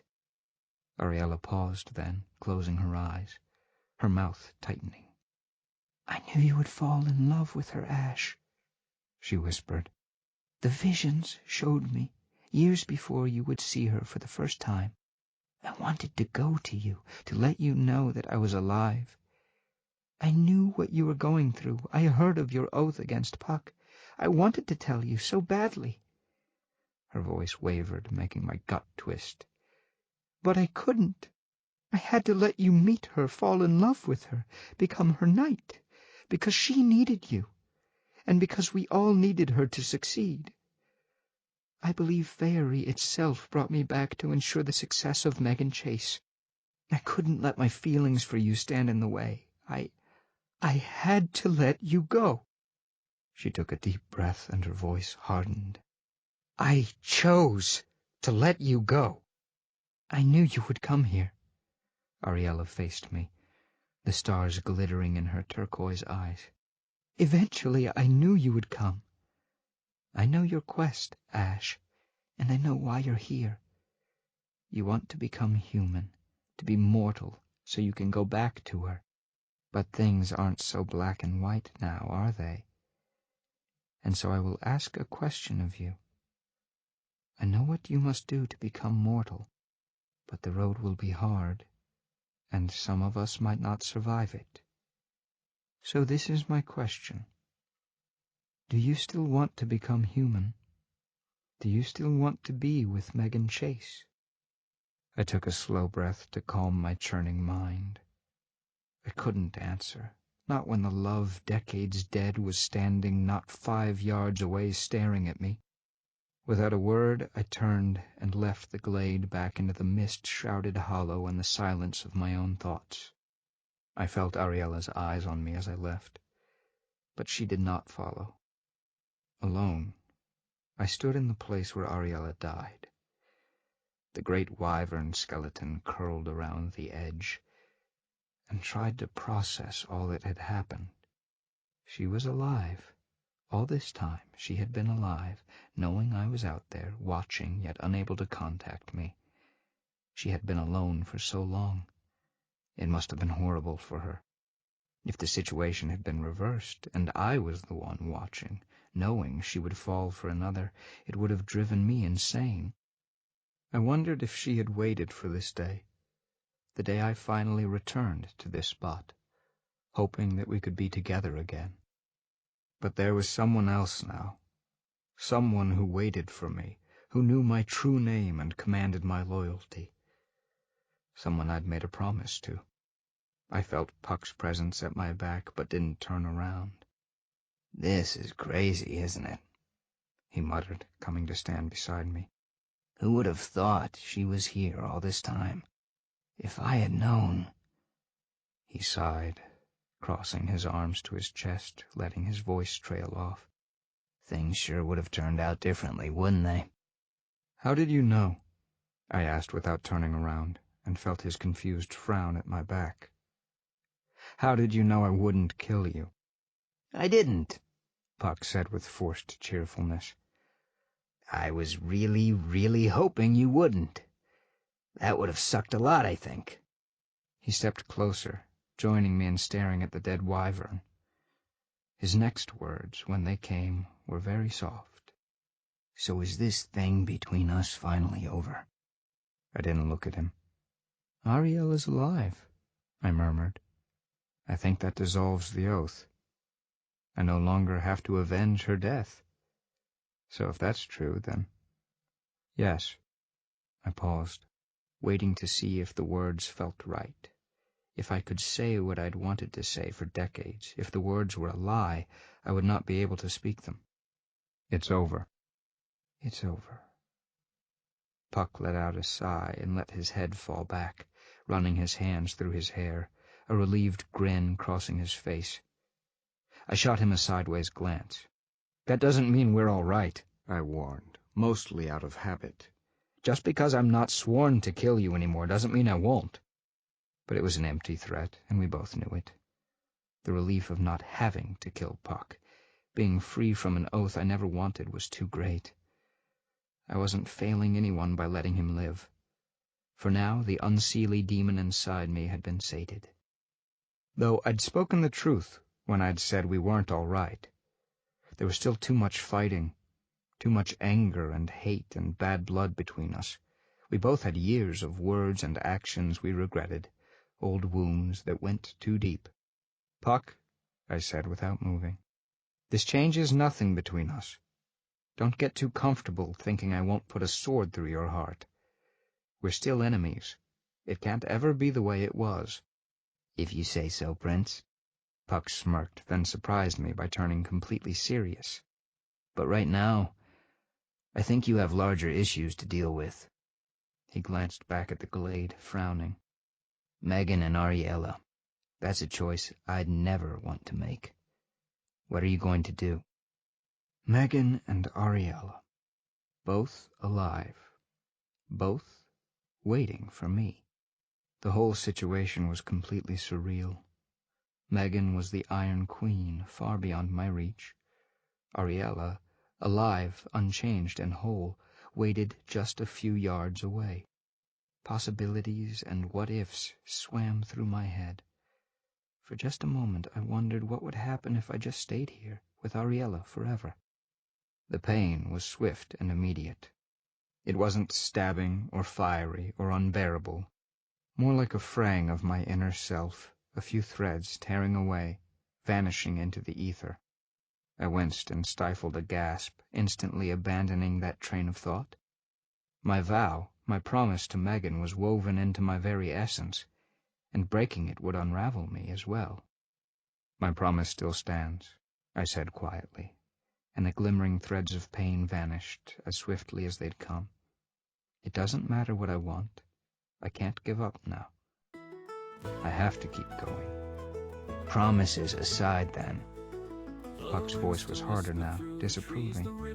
If there was no promise, Ash, no oath that bound you, would you keep going? What would you do right now if you were free? I hesitated, thinking about the paths that had brought me here, the impossible choices, and the two lives that meant everything to me. I don't know. I can't answer that right now. Well, you'd better figure it out quick, Prince. Puck narrowed his eyes, his voice firm. We've screwed both their lives up pretty bad. At least you can make it right for one of them. But you can't have it both ways, you know. Pretty soon you're gonna have to make a choice. I know. I sighed, glancing back at the glade, knowing she watched me, even now. I know. Ariella was waiting for us when we returned, standing under the elder tree, talking to the empty branches. At least it was empty until two golden eyes appeared through the leaves, blinking lazily as we came in. Grimalkin yawned as he sat up, curling his tail around his feet, and regarded us solemnly. "Made your decision, have you?"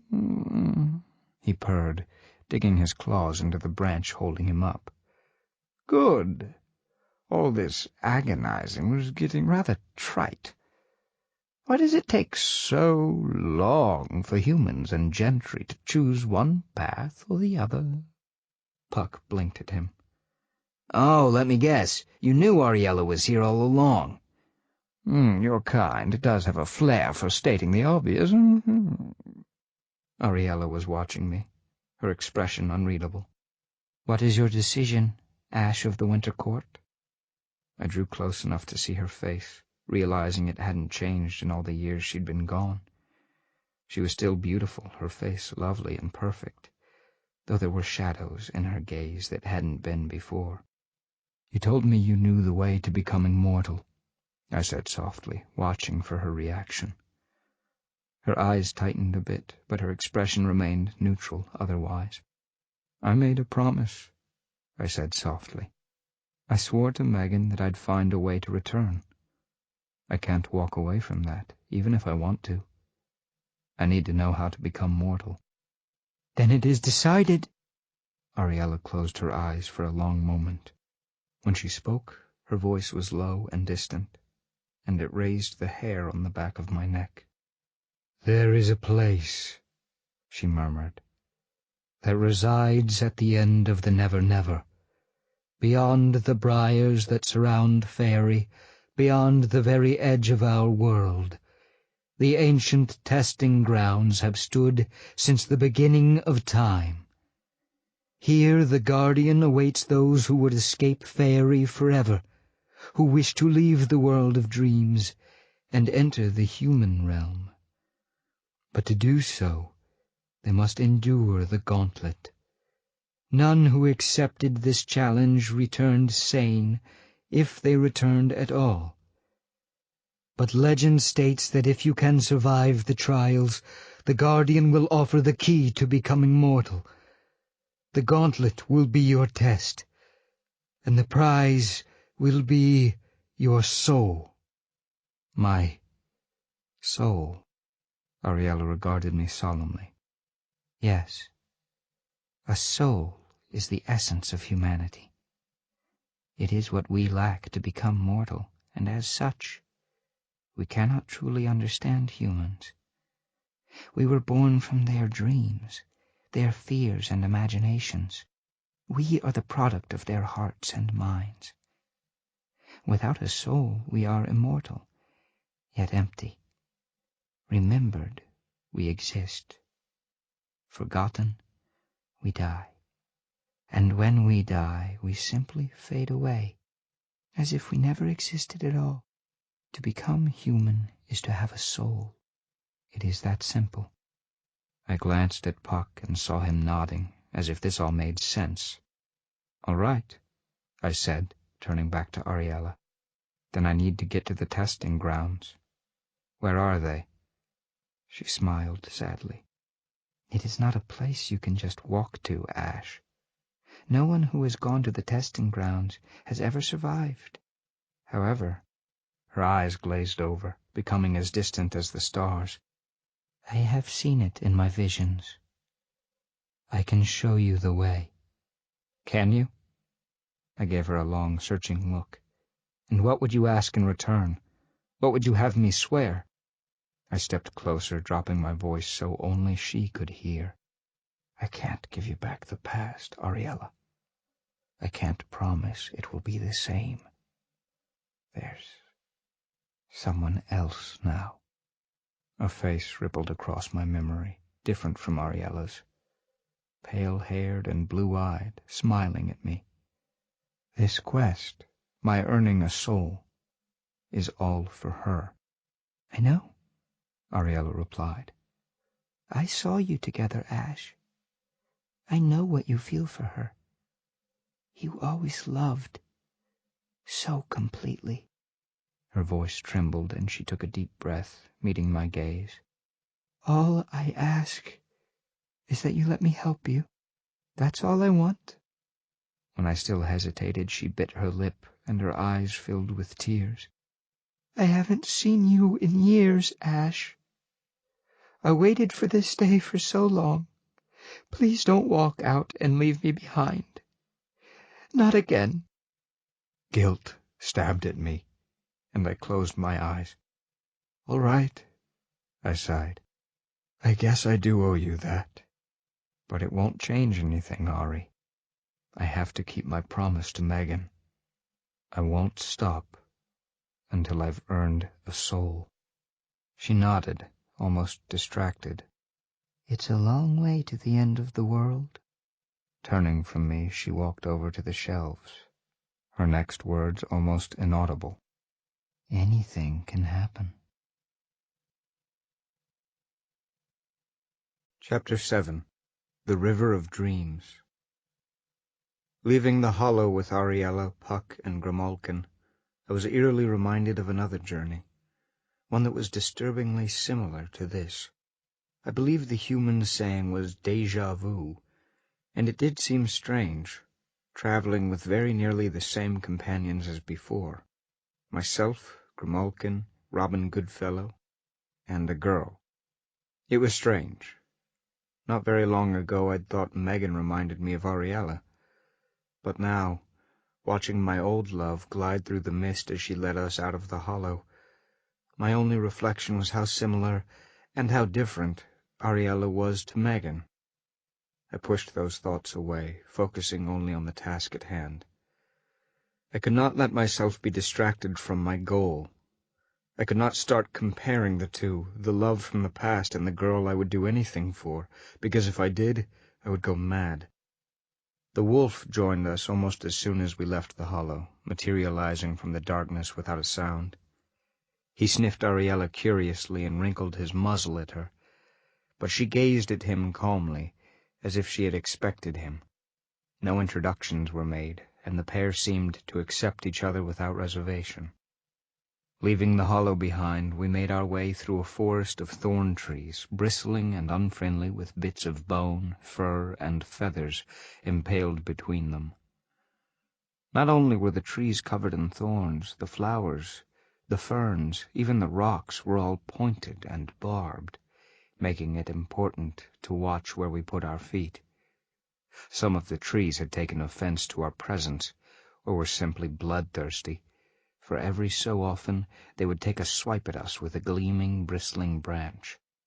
I noticed, with a certain annoyance, that they left the wolf completely alone, even moving aside for him to pass before taking a swat at me if I followed. After dodging several of these assaults, I finally grew tired of the game and drew my sword. When I sliced through the next thorny limb that whipped out at my face, the trees finally left us alone. For the most part. "What is she like?" Ariella asked suddenly, surprising me. She'd been quiet up until now, wordlessly leading the way until the closeness of the thorns forced her to ease back, to let me go first with my weapon. A longbow of gleaming white wood lay strapped to her back. She had always been a deadly archer. But the only blade she carried was a dagger. Caught off guard by her question, I blinked at her, confused and wary. "I thought you already knew." "I knew of the girl, yes," Ariella replied, ducking a vine covered in thin, needle-like barbs. "But only flashes. The visions never showed me more than that." Behind us, Puck's gleeful whoop rang out as he dodged an attack, followed by the rustle of several trees that continued to swipe at him. As he danced around, he was obviously enjoying himself, and probably stirring the forest's ire to even greater heights. But at least his attention was elsewhere. Grimalkin had long disappeared into the thorny undergrowth, stating he would meet us on the other side, and the wolf's dark form was padding ahead, so it was just me and Ariella. Uncomfortable with her scrutiny, I turned away, hacking through a suspicious-looking branch before it could lunge at me. "She's a lot like you," I admitted, as the tree rattled in outrage. "Quiet, naive, a little reckless at times, stubborn as a—" I stopped, suddenly self-conscious, feeling Ariella's gaze on the back of my neck. "Why are you asking me this?" She chuckled. "I just wanted to see if you would answer. Remember how difficult it was getting any real answers out of you before? Like pulling teeth." I grunted and continued clearing the way, and she followed close behind. "Well, don't stop there, Ash. Tell me more about this human." "Ari." I paused as memories rose up, both blissful and painful. Dancing with Megan, teaching her to fight, being forced to walk away as she lay dying beneath the limbs of a great iron oak. A root took advantage of my moment of distraction and tried to trip me, but I sidestepped and moved us both away. "I can't talk about it right now," I told Ariella, whose sympathetic gaze read far too much. "Ask me again some other time." As we left the forest of thorns, darkness fell very suddenly, as if we'd crossed some invisible barrier into night. One moment we were in the perpetual gray twilight of the wild wood, and the next it was pitch black except for the stars. And a new sound began to filter through the silence of the forest, faint at first, but growing ever stronger. A constant murmur that slowly progressed to a dull roar until we finally emerged from the trees to stand on the banks of a great black river. Wow, Puck mused, standing beside me. the River of Dreams. I've only seen it a few times before, but it never ceases to amaze me. I agreed with him, albeit silently. The surface of the river was black as night, reflecting the star-filled sky above and stretching on and on, until you couldn't tell where the water ended and the sky began. Moons, comets, and constellations rippled on the surface, and other, stranger things floated upon the misty black waters. Petals and book pages, butterfly wings and silver medals. The hilt of a sword stuck out of the water at an odd angle, the silver blade tangled with ribbons and spiderwebs. A coffin bobbed to the surface, covered in dead lilies, before sinking into the depths once more. The debris of human imagination, floating through the dark waters of dream and nightmare. Swarms of fireflies and will-o'-the-wisps floated and bobbed above the waves like moving stars, adding to the confusion. This was the last familiar border of the wildwood. Beyond the river was the deep wild, the vast uncharted territory of the Nevernever, where legends and primeval myths roamed or slept, where the darkest and most ancient creatures lurked in obscurity. The wolf gazed across the water, calm, unruffled, almost bored. I had the feeling he had seen the River of Dreams many times before, and wondered how far downstream he had been, if he made his home in the deep wild himself. I looked at Ariella. "Where to now, Ari?" The lights of the river reflected in her eyes, and will-o'-the-wisps darted around her, burrowing into her hair. Standing there on the river bank, glowing and wraith-like, she looked as insubstantial as mist.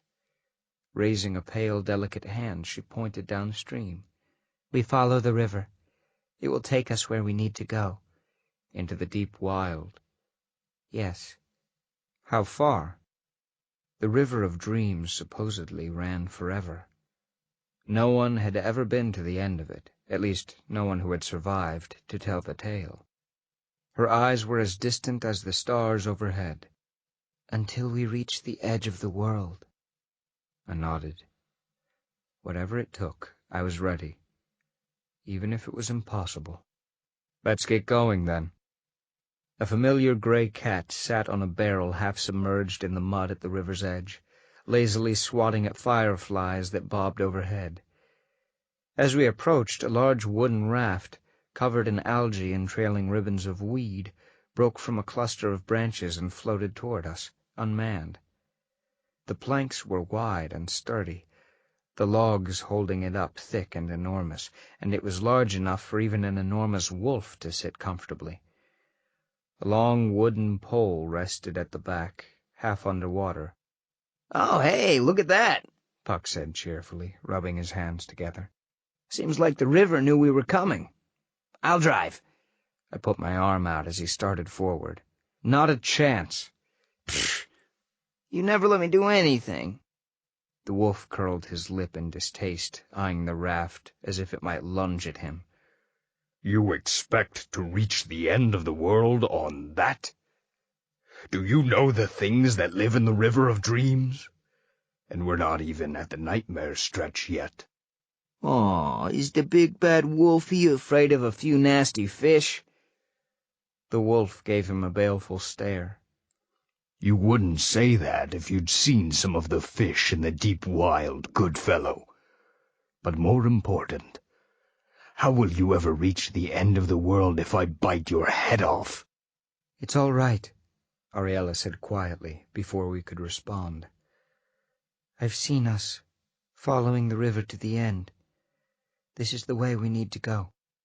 The wolf snorted. "Foolish," he growled, but hopped lightly onto the wooden planks. The raft rocked under his weight, splashing water over the edge, but held. "Well?"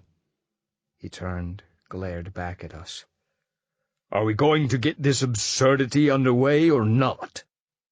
I helped Ariella into the boat, then stepped onto the platform near the back, grabbing the long wooden pole. As Puck entered, looking pensive, I nodded at Grimalkin, still sitting on the barrel. "You coming or not, Ketshi?" He gave the raft a dubious glance, curling his whiskers. "I suppose I must, if I wish to see you to the end of the world." Standing, he tensed his muscles to leap off the barrel, but hesitated, narrowing his eyes.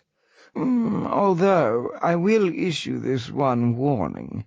If I end up in the river because some idiot decides to rock the boat—" He flattened his ears at Puck, who gave him a wide-eyed look of innocence.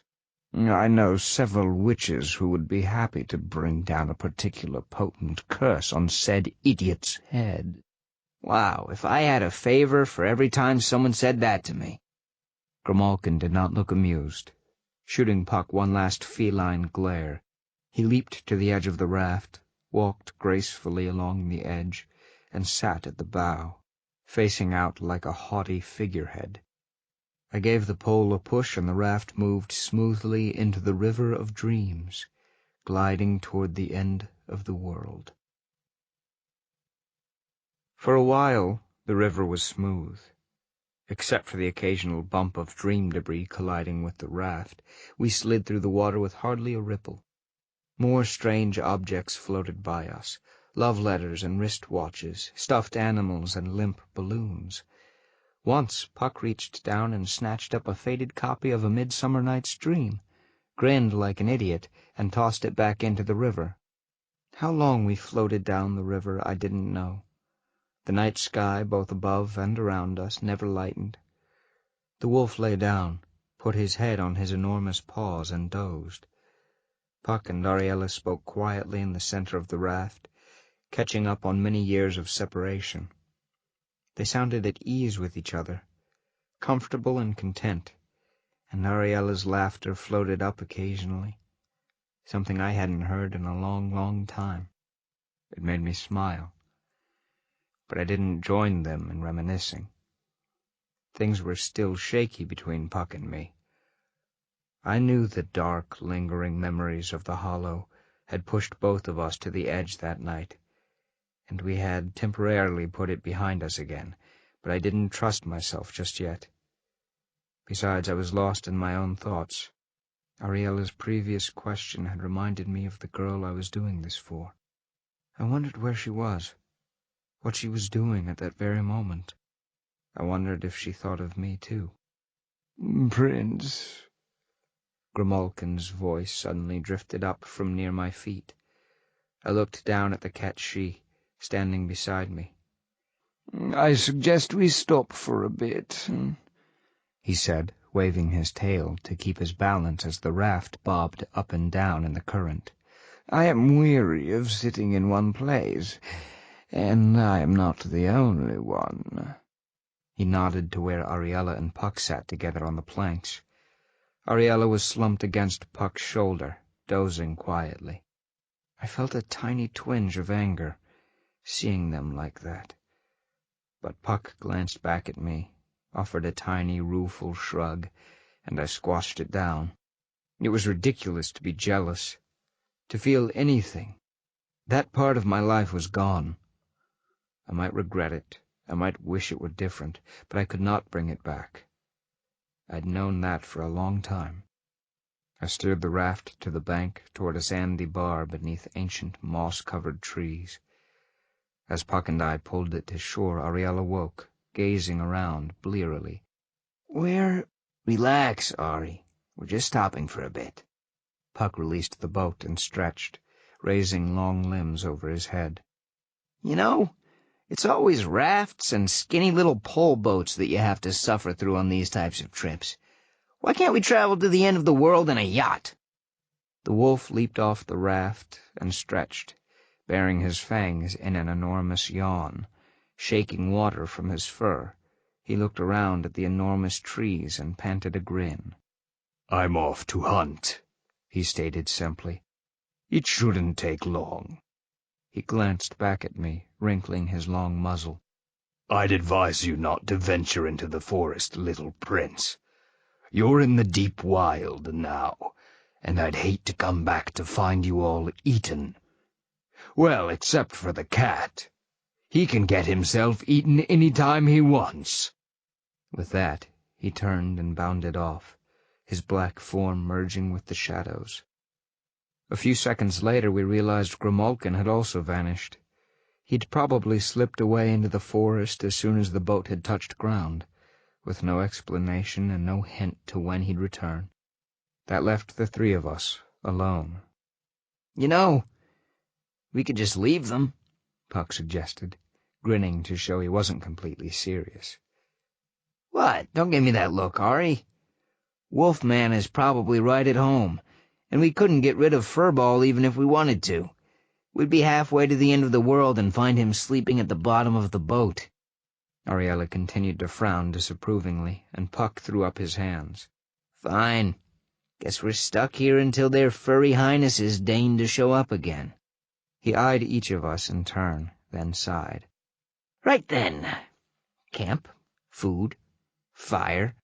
I'll get right on that.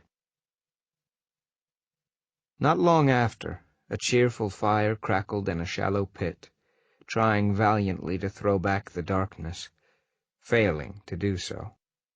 The shadows seemed thicker near the River of Dreams, as if night itself had taken offense to the flickering campfire and was crowding the edges of the light, seeking to swallow it whole. Light was an intruder here, much as we were. Ariella sat cross-legged in the sand, idly poking the fire with a stick, while Puck and I attended to the business of finding food. Puck had somehow fashioned a pole from glamour, a stick, and a tangle of string from his pocket, but fishing in the River of Dreams was proving to be a strange and frustrating affair. He managed to pull a couple of fish out of the river early, but they were odd, unnatural things. Long and black like eels, with oversized teeth that snapped at us when we tried to handle them, and bit through the sticks we tried to spear them with. We finally decided it wasn't worth the hassle of a lost finger, and let them flop back into the river. His other catches included a yellow boot, a giant turtle that asked us for a pocket watch, and what looked like a large, normal catfish. That is, until it started sobbing enormous tears, begging us to return it to its family. I might have ignored the wailing fish and stuck it over the fire anyway, but the soft-hearted good fellow let it go. "You realize you've just been duped by a fish," I said, watching the catfish grin at me before slipping into the dark waters, lost from view.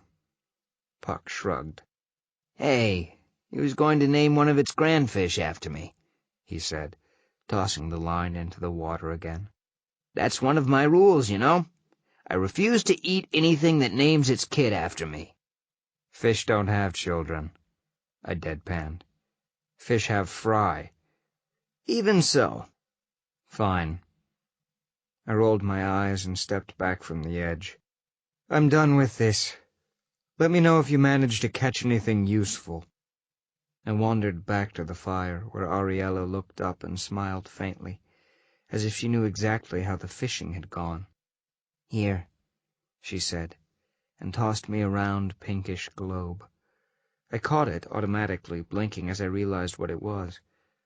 A peach, fuzzy and soft and nearly the size of my fist. I glanced beside her and saw she had a whole basket of them. "Where did you find these?" I asked in amazement. She chuckled.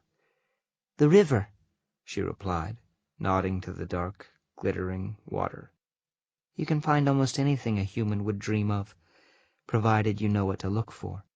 While you and Puck have been wrestling with nightmares, I just keep an eye on the surface and let the dream debris come."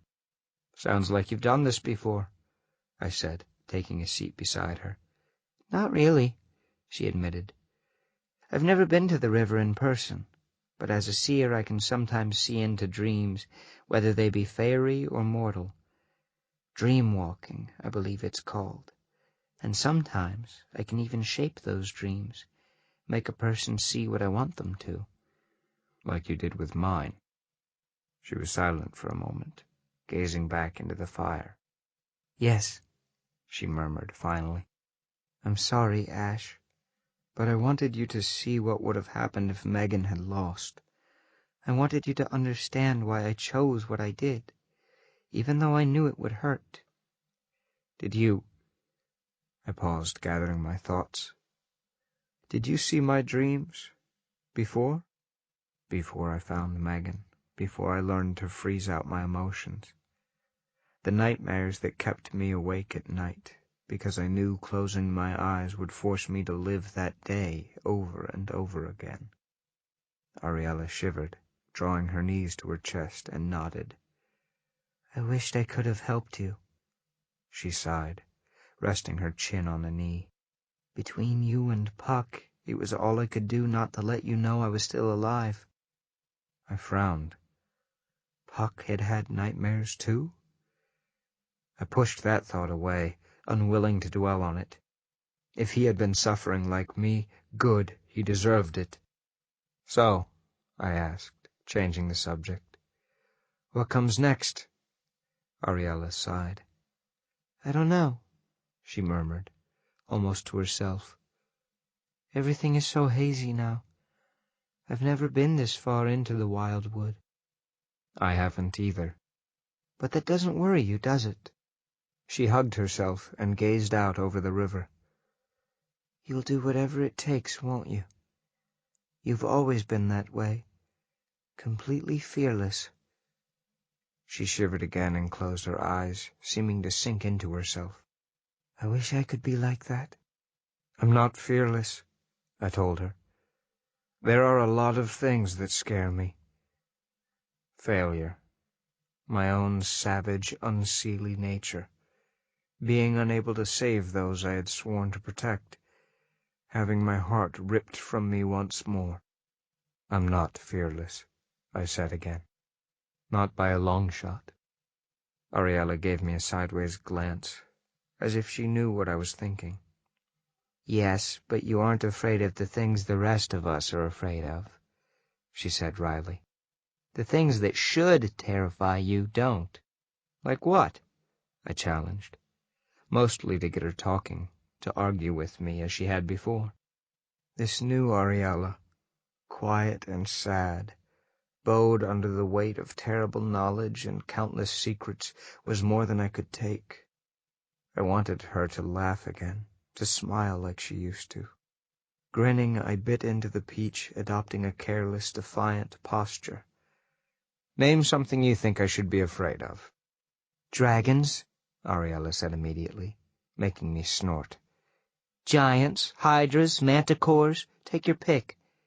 Not only do you lack a healthy respect for them, you go charging into their lairs to challenge them to a fight. I have a healthy respect for manticores, I argued, and I avoid picking fights with dragons. You're lumping me together with Goodfellow. Regardless, Ariella mock glared at me. It's not the same. I have a healthy respect for kelpies, but that doesn't mean I'd ever go swimming with one. She wrinkled her nose at me. Not like you and Puck, seeing how long you could stay on that kelpie's back without drowning or getting eaten. I shrugged. I know my abilities. Why should I fear something that probably can't kill me? Ariella sighed. You're missing the point. Or perhaps you're making it for me, I'm not sure. She shook her head, giving me a lopsided smile. And for a moment, it was like old times again. Me, Puck, and Ariella, braving unknown territory, not knowing what was to come. I was suddenly aware of how close Ariella was, our shoulders barely touching. She seemed to realize it as well, for we gazed at each other, hardly breathing. The river flowed by us, and farther downstream Puck was shouting something, but for a quiet heartbeat it was just me and Ariella and nothing else. A yell interrupted us. Puck was on the banks of the river pulling and yanking at his line, his face intense. From the looks of it, whatever was on the other end was enormous, making the string lurch up and down as it fought. In the center of the river the water boiled up like a geyser, and Puck yanked harder on the string. Then, with an explosion of debris and mist, a huge serpentine form rose 15 feet into the air, towering over Puck, holding the line in a curved talon. Blue, green, and silver scales glinted in the moonlight as a dragon lowered its massive horned head, mane and mustache rippling behind it, to glare at Puck with somber gold eyes. "Oh!" Puck said in a breathless voice, staring at it from where he sat in the mud and sand. Hey!" The eyes blinked. The solemn gaze shifted to Puck's left hand, narrowing. Puck looked down. "Oh, the hook!" He grinned sheepishly. "Yeah, sorry about that. No harm done, right?" The dragon snorted, filling the breeze with the scent of fish and cherry blossoms. Rippling like sea waves, it turned and coiled through the air, skimming the surface of the river of dreams, before it sank beneath the depths once more. Puck stood, dusted himself off, and sauntered toward us. Well, that was interesting. He grinned. Guess I've been officially slapped on the wrist for fishing in the River of Dreams without a license. Hey, is that a peach? The wolf appeared some time later, gliding from the dark with no warning whatsoever, pacing up to the fire. Puck and Ariella were both asleep, peach pits scattered about, and I had taken first watch, sitting on a log with my sword in my lap. Grimalkin had not yet returned, but no one was really worried. It was an unspoken knowledge about the cat-she. He would reappear when it was time to leave. The wolf padded into the flickering light and flopped down across from me with a huff. A few feet away, Puck stirred, muttering something about peaches and dragons, but didn't wake. The wolf and I watched each other over the dying campfire for several minutes. "So," the wolf began with a flash of bright fangs, "this quest of yours. You never told me much about it, little prince. It would be nice to know the reason behind this insane journey down the River of Dreams. I know you want to reach the end of the world, but I don't know why. What lies at the end of the world that is so important?" "The testing grounds," I said quietly, seeing no reason to hide the fact. The wolf pricked his ears. "The testing grounds," he repeated, unsurprised, and nodded. "I suspected as much. Then, if you wish to go to the testing grounds, you must be looking for something." He paused, eyeing me over the flames, eyes glowing in the darkness. "Something you lack. Something very important. Your name? No." He shook his head, talking more to himself than to me. "I have a feeling you already know your true name. What then? You have power. You have immortality, in a sense." He paused, and his yellow-green eyes turned gleeful. "Ah, yes. I know why. There is only one thing left." He looked up, smiling wickedly. "You're here because of the girl, aren't you? You're hoping to earn a soul." I gave him a cold stare. "What do you know about that?" The wolf barked a laugh, and Ariella stirred. "I know you are a fool, boy," he said, lowering his voice to a low rumble. "Souls are not meant for us. They tie you to the world, make you mortal, make you like them. Being human, it will drive you mad, little prince, especially one like you." "What do you mean?" The wolf blinked slowly. "I could tell you," he said quietly, "but it would not sway you. I can smell your determination. I know you will see this through to the end. So why waste the breath?" He yawned and sat up, testing the breeze. "The cat is close. Pity he didn't get lost." I turned just as Grimalkin emerged from the bushes nearby, giving me a bored look. "If you are waiting for sunrise, Prince, you are wasting your time," he announced without preamble, and strode past me with his tail in the air. "The light will not penetrate this far into the deep wild, and we have attracted too much attention sitting around here." He did not look back as he trotted in the direction of the raft. "Wake the others," he commanded, his voice drifting back to us. "It is time for us to go." The wolf and I shared a look over the flame. "I could eat him now," he offered seriously. I bit down a smirk. "Maybe later," I said, and got up to rouse the others.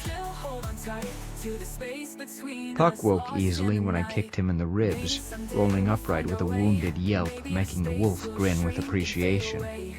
Ow! He snarled. Damn it, Ice Boy, why don't you just stick a knife in my ribs and be done with it? I've thought about it, I replied, and knelt to wake Ariella, curled up on her cloak by the fire. Her knees were drawn up to her chest, and she reminded me always of a sleeping cat. She stirred as I touched her shoulder, opening turquoise eyes to blink up at me sleepily. "Time to go?" she murmured. And very suddenly my breath caught. She looked vulnerable lying there in the sand, her hair a silver curtain around her head. She looked slight and delicate and breakable, and I wanted to protect her. I wanted to pull her close and shield her from all the dangers in the world. And the realization made my stomach churn. "Come on," I said, offering a hand to help her up. Her fingers were soft as I drew her to her feet. "The all-knowing Ket-She has returned, and we have been ordered to move out." That made her smile, as I'd hoped it would. And for half a heartbeat we stood there gazing at each other in the sand, our faces a breath apart. Her fingers tightened on mine, and for a moment it was like nothing had changed, that Ariella had never died, that we'd returned to a time when we were both happy, where there were no blood oaths between friends, and no vow that stood between us. But yearning for the impossible didn't make it so. Guiltily I pulled away, breaking eye contact, and Ariella dropped her hands, a shadow darkening her face. Without speaking, we followed Puck toward the raft, where Grimalkin already sat on the edge, thumping his tail with impatience.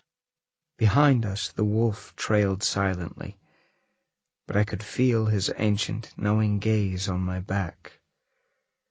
Under Grimalkin's impatient glare we climbed aboard the raft, shoved off, and the current moved us out into the river once more. No one spoke, though I didn't miss the cold, angry looks I was receiving from Puck, nor the subtle glances Ariella was shooting my way. I ignored them both, keeping my gaze straight ahead and my eyes trained on the river. Not long after that, the river of dreams picked up speed. No longer sleepy and tranquil, it rushed along as if it were fleeing something, a dark and faceless terror that chased it through the night. The debris that floated in the water and knocked against the raft had taken on a macabre feel. Coffins bobbed to the surface, knives and plastic doll heads went spinning by. Hockey masks and clown shoes thumped against the front of the boat. "I don't like the looks of this," Puck mused as I barely avoided a collision with a broken tombstone that lurched out of the water. It was the first thing he'd said for several miles, which I thought might be some sort of a record. "What happened to the flowers and butterflies and all the shiny, pretty dream stuff?" "We're nearing the nightmare stretch," the wolf rumbled ominously. "I told you, you're not going to like what you see." "Freaking fantastic!" Puck shot him a look. "And, does anyone else hear drums?" "That isn't funny, Puck," Ariella chided. But at that moment an arrow thunked into one of the logs, causing everyone to jerk upright. I looked to the riverbank. Small, pale things scurried through the bushes and undergrowth, keeping pace with the raft. I caught glimpses of round red eyes, short bulbous tails, and dark cloaks, but it was difficult to see anything through the trees and shadows.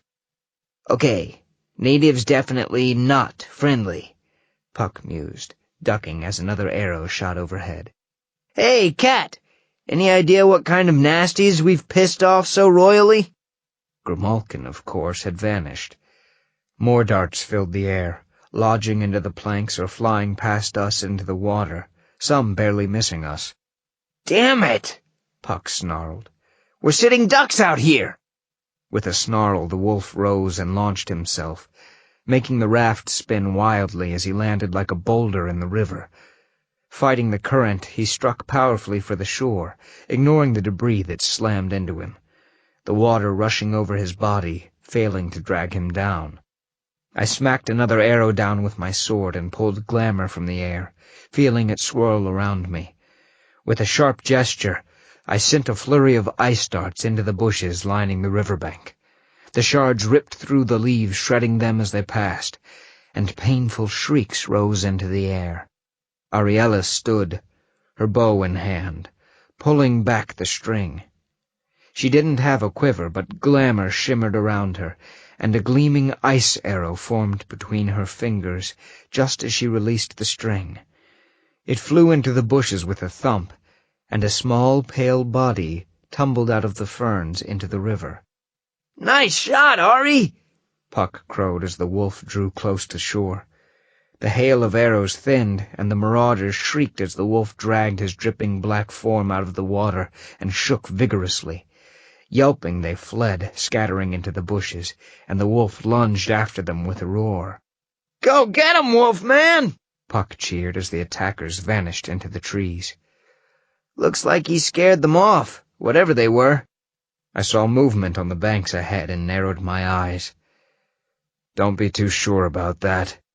Something small and pale, like the other form, scrambled onto a rock jutting out over the water. Seen clearly, it looked like a squat bipedal newt, with slimy white skin and a frog-like mouth full of teeth. Its beady eyes were filmy and blue, unlike the bright crimson of the others, and it wore a strange headdress on its naked skull. Raising a staff in both claws, it started chanting. "That can't be good," Puck muttered. "Ari!"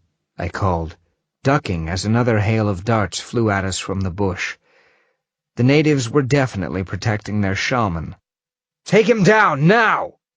Ari pulled back and released an arrow, a perfect shot that would have gone right through the shaman's chest had another creature not leaped in front of him, taking the lethal blow itself. I flung a hail of shards at him, but several newt creatures sprang up and huddled around him, shrieking as the darts tore into them, but not moving. The chanting continued as the raft drifted by, taking us out of reach. Around us the water started to boil. I drew my sword as a monstrous coil broke the surface of the river, black and shiny and thicker than my waist. Puck yelped, and Ariella cringed back. A huge head reared out of the water with a screech and an explosion of nightmare debris. Not a snake or a dragon. This monster had a round, lipless mouth lined with sharp teeth, built for sucking instead of biting. A giant lamprey, and where there was one, there were usually more. "Puck!" I yelled as the raft spun wildly, and two more giant eels rose out of the water. "If we end up in the water, we're dead. Don't let them crush the boat." The first lamprey lunged at me, snaking in for an attack. I stood my ground and slashed upward with my blade, cutting through its fleshy maw. The lamprey screamed and reared back, mouth split in two, thrashing wildly. From the corner of my eye I saw Ariella shoot an arrow right into the mouth of another eel, which convulsed fiercely and sank back into the depths. The third lunged for Puck, mouth gaping. But at the last moment Puck leaped aside, and the lamprey struck the boat instead. Razor teeth sinking into the wood, it started to pull back, but not before Puck's dagger flashed down, stabbing the top of its head. Shrieking, the eel coiled its entire body around the raft, squeezing hard. The planks creaked and started to snap in places as the mortally wounded lamprey clung to it with the strength of death. I spun and sliced through a coil, cutting it in two, but with a final snap, the raft splintered, flying outward in an explosion of wood and dumping me into the river. The current caught me instantly, dragging me down. Still clutching my sword, I fought to the surface, calling out for Ariella and Puck. I could see the lamprey as it sank below the surface, coiled around the remains of the raft, but my companions were nowhere to be seen. Something struck me in the back of the head. My vision went dark for a moment, and I fought to keep my head above water, knowing that if I lost consciousness now, I would die. Briefly, I hoped Puck, Ariella, and Grimalkin were all right, that they would survive, even if I did not. Then the current pulled me under again, and the river of dreams took me away. Chapter 8. The Hobyahs. I woke on my stomach, my cheek pressed into something hard, river water soaking my clothes. There was a dull roar in my ears, which I quickly discovered was the river behind me. I listened for other things, for familiar voices and the rustle of movement, for a snide feline voice asking if I was finally awake. But there was nothing. It seemed I was alone. Slowly I pushed myself up, testing for sharp pain and broken bones, anything that seemed out of place. Though there was a gash across my forehead and a throbbing ache in my skull, nothing seemed seriously injured. I was lucky this time. I hoped the others were as fortunate. My sword lay in the mud a few feet away. As I reached for it, I became aware that I was not alone after all. "Good," rumbled the wolf somewhere above me. "You're still alive. It would be extremely annoying if I had to tell Mab I let her son drown while on this ridiculous quest. Dragging your carcass out of the river isn't something I'd want to do again, Prince. I hope it doesn't become a habit." He was lying on the bank a few yards away, watching me with intense yellow-green eyes.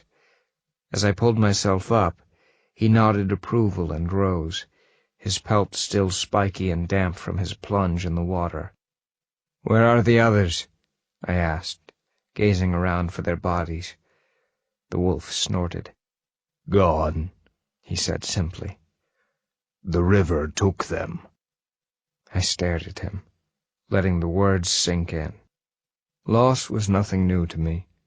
I'd shielded myself from the worst of the pain. Not caring for anything ensured I wouldn't miss it when it was gone.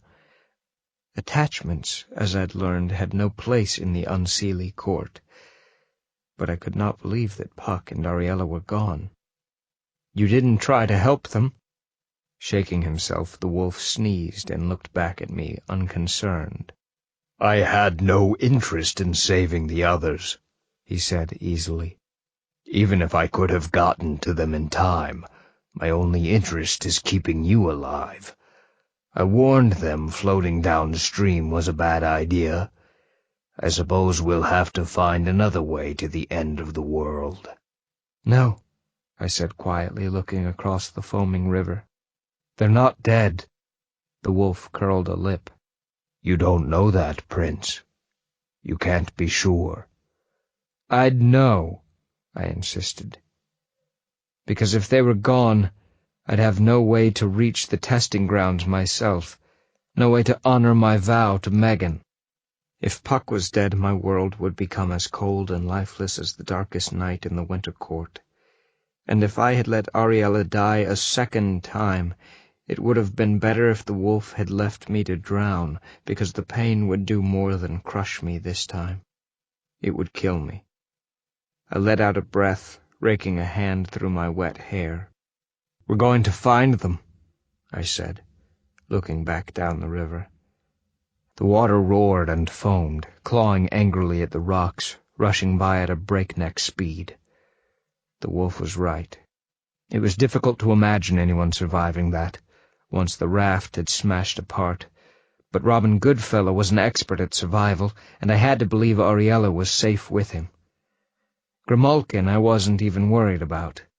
"Believe what you will," I continued, glancing at the wolf, "but Goodfellow is still alive. He's harder to kill than you might think. Perhaps even harder to kill than you." "I very much doubt that." But his voice was flat with resignation, and he huffed noisily, shaking his head. "Come on, then." With a last show of teeth, the wolf turned and started padding down the river bank. "We waste time standing about here. If they survived, they will likely be farther downstream. However—" He paused and glanced back. "If we reach the Falls of Oblivion, you might as well give up. Nothing can survive that plunge. Not even me." He turned and continued loping along the river bank, head lifted to the wind to pick up the scent of his prey. With one last look at the foaming river of dreams, I followed.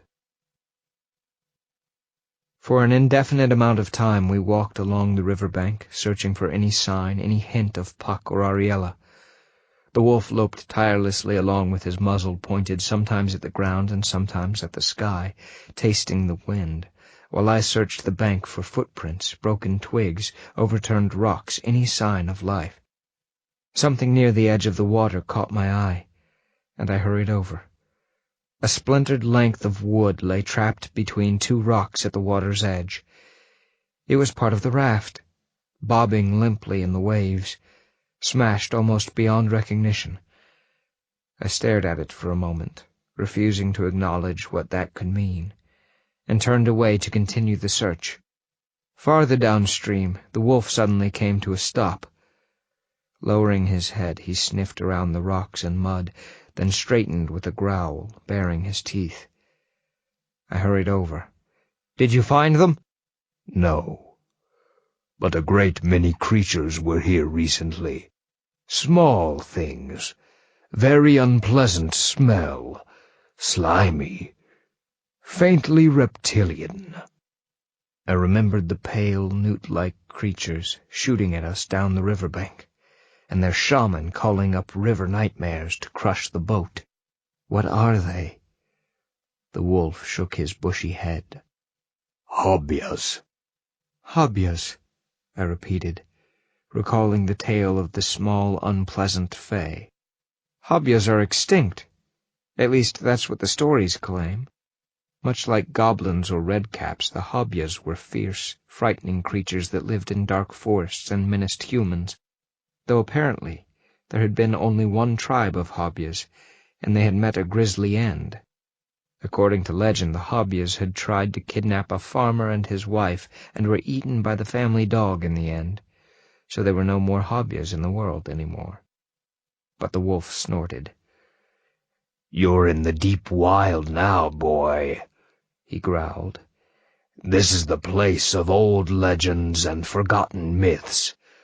The Hobyas are alive and well here, and there are a lot of them, if you can't guess by looking at the tracks." Glancing down, I saw he was right. 3-toed prints were scattered haphazardly in the mud between rocks, small light tracks with claws on the end of the toes. Here and there a blade of grass was crushed or trampled, and a strong musky odor lingered in the air. The wolf sneezed and shook his head, curling his lips in disgust. "Let's keep moving. I can't track anything past this abominable smell." "Wait," I ordered, and dropped to a knee in the grass at the water's edge, brushing the trampled vegetation. Hobya prints were everywhere, but there was a shallow indentation in the grass that faintly resembled a body, I muttered, as the wolf peered over my shoulder. There was a body lying here, on its stomach. Not a Hobya either. My size. "Are you sure?" The wolf growled. Lowering his muzzle, he sniffed the spot I pointed to and sneezed again, shaking his head. "Pah! I can't smell anything but Hobya stink." They had it surrounded, I mused, seeing the scene in my mind. It must have come out of the water, pulled itself onto the bank, then collapsed here. No, not just one. I ran my fingers over the grass. There was another one here. 2 of them. The Hobyas probably found them when they were passed out. "Hobyas aren't anyone's friends," the wolf said gravely. "And they eat almost everything. There might not be anything left once we catch up." I ignored the wolf, though. A cold rage burned deep in my stomach, making me want to put my sword through some creature's head. As I followed the tracks farther up the bank, more of the scene played out before me. "They dragged them away," I continued, pointing at a spot where the grass was flattened and bent in one direction. "Into the forest."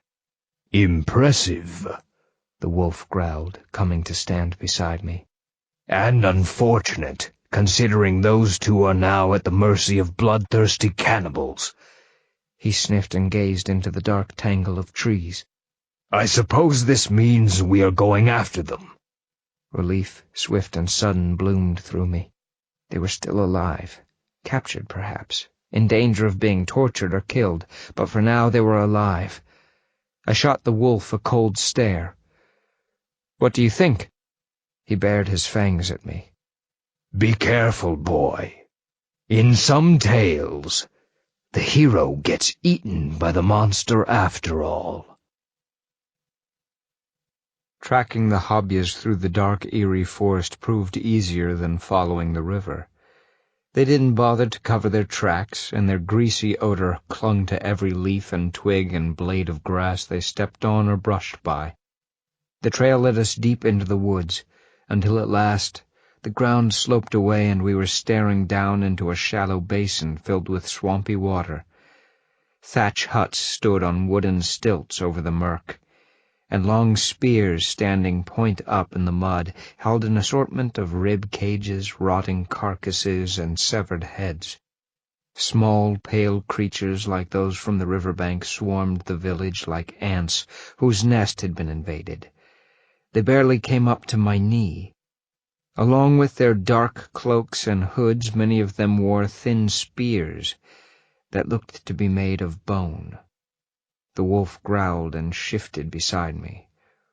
Disgusting things, Hobyas, and they taste even worse than they look.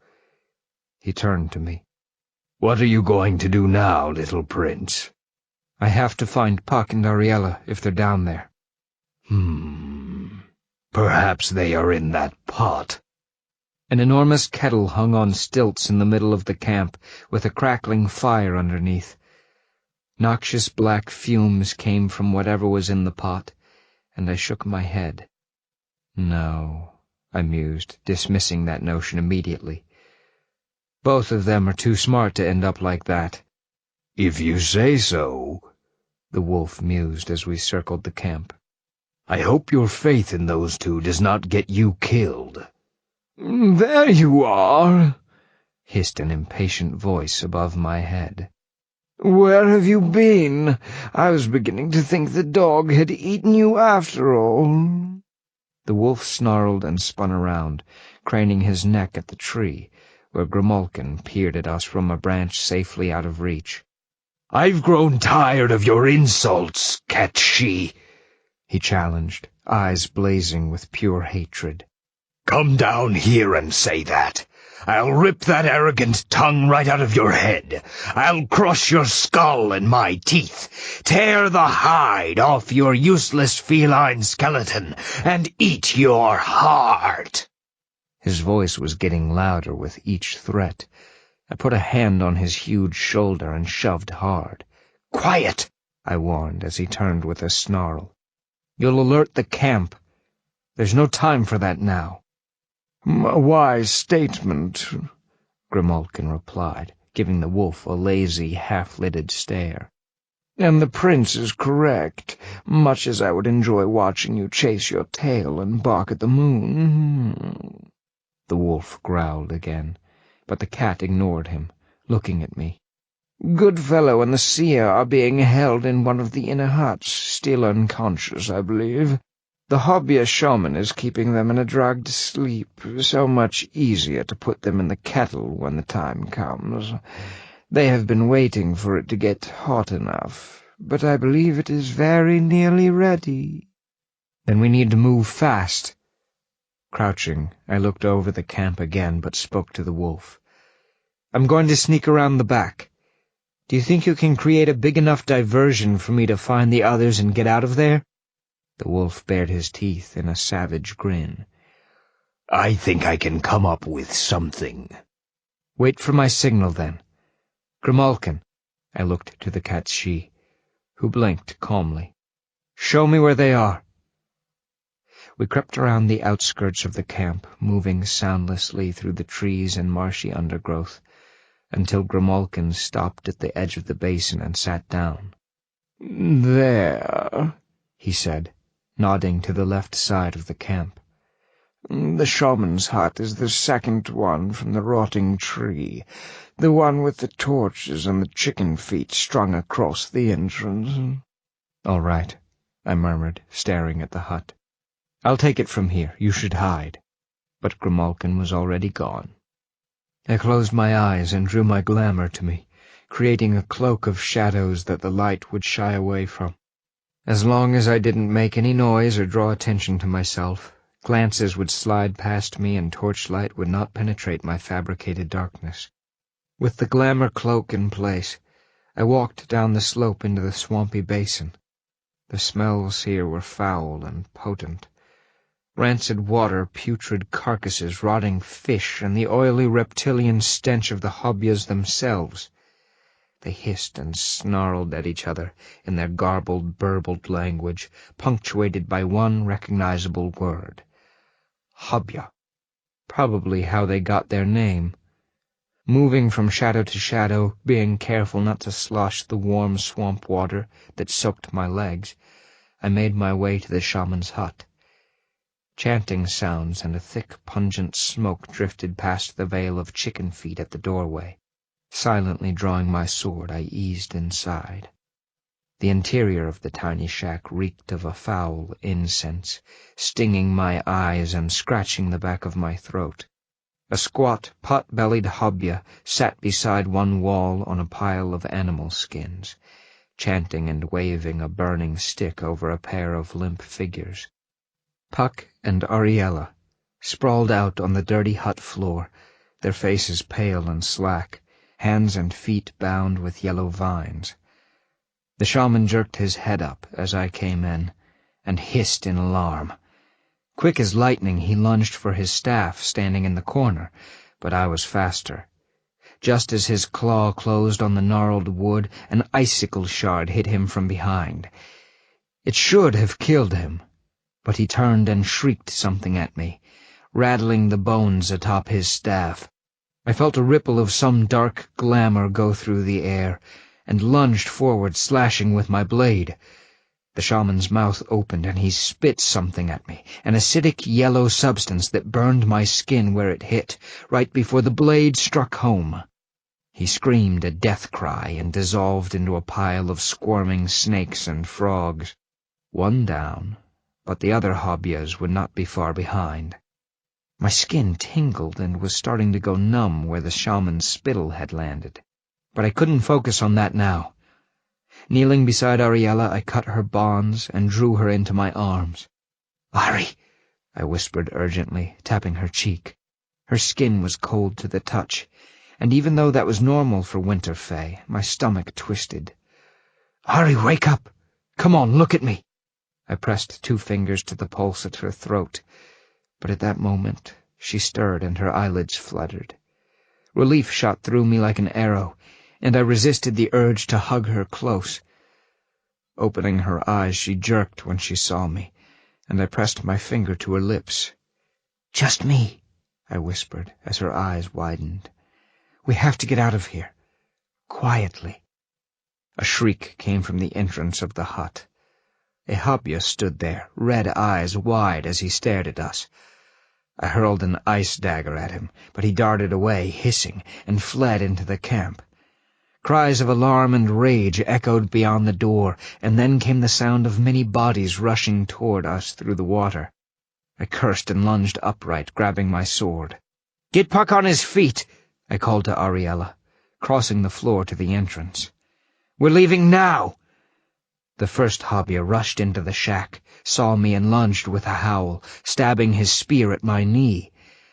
My sword flashed down and sent the hobya's head rolling toward the corner, before both parts dissolved into a pile of writhing salamanders. Another darted through and hurled its spear at my face. I ducked the projectile and sent one of my own at the hobya. The ice shard hit it square between the eyes, and it slithered away in a tangle of snakes and lampreys. Stepping outside, deliberately blocking the entrance to the hut, I raised my sword and met the horde of hobyas swarming me from every direction. "Hobya!" they screeched as they rushed me. "Hobya! Hobya! Hobya!" Spears flew at me, though I managed to dodge or block most of them, lashing out at any hobya that got too close. The pile of newts, frogs, and snakes grew at my feet. But there were always more attackers, more hobyas dropping from the trees, erupting from the water, or climbing over the roof to leap at my back. A huge black bird suddenly exploded from the hut behind me in a flurry of wings and feathers. With an enraged caw, it plunged down, sank its talons into a hobya and carried it high into the trees, the hobya struggling and howling in its grip. The others hissed and snarled, craning their necks to follow it, as Ariella stepped out beside me. "I assume there's a plan?" she asked, pale but calm as a mass of frogs and snakes suddenly rained down from the trees. Puck dropped onto the roof of the hut with a crash, daggers already in hand. I smiled at Ariella. Always. As the swarm of hobyas began edging forward again, I put 2 fingers in my mouth and blew out a piercing whistle. A sudden, haunting howl echoed it. The hobyas cringed, spinning around, their eyes going wide with fear. The wolf hurled himself into the midst of the hobyas with a roar that shook the ground, and the creatures screamed in panic. "Dog!" they shrieked, throwing up their hands and running about in terror. "Dog! Dog!" The wolf bared his teeth. "I am not a dog!" he roared, and lunged for the nearest hobya, grabbing it by the head and shaking it viciously. I took Ariella's hand and pulled her away, Puck close behind and muttering curses. The hobyas didn't try to stop us. Together, we fled the camp, hearing the wolf's roars and the hobya's squeals of panic echo behind us. "Ash," Ariella said, grabbing my arm. "Wait! We're not being followed.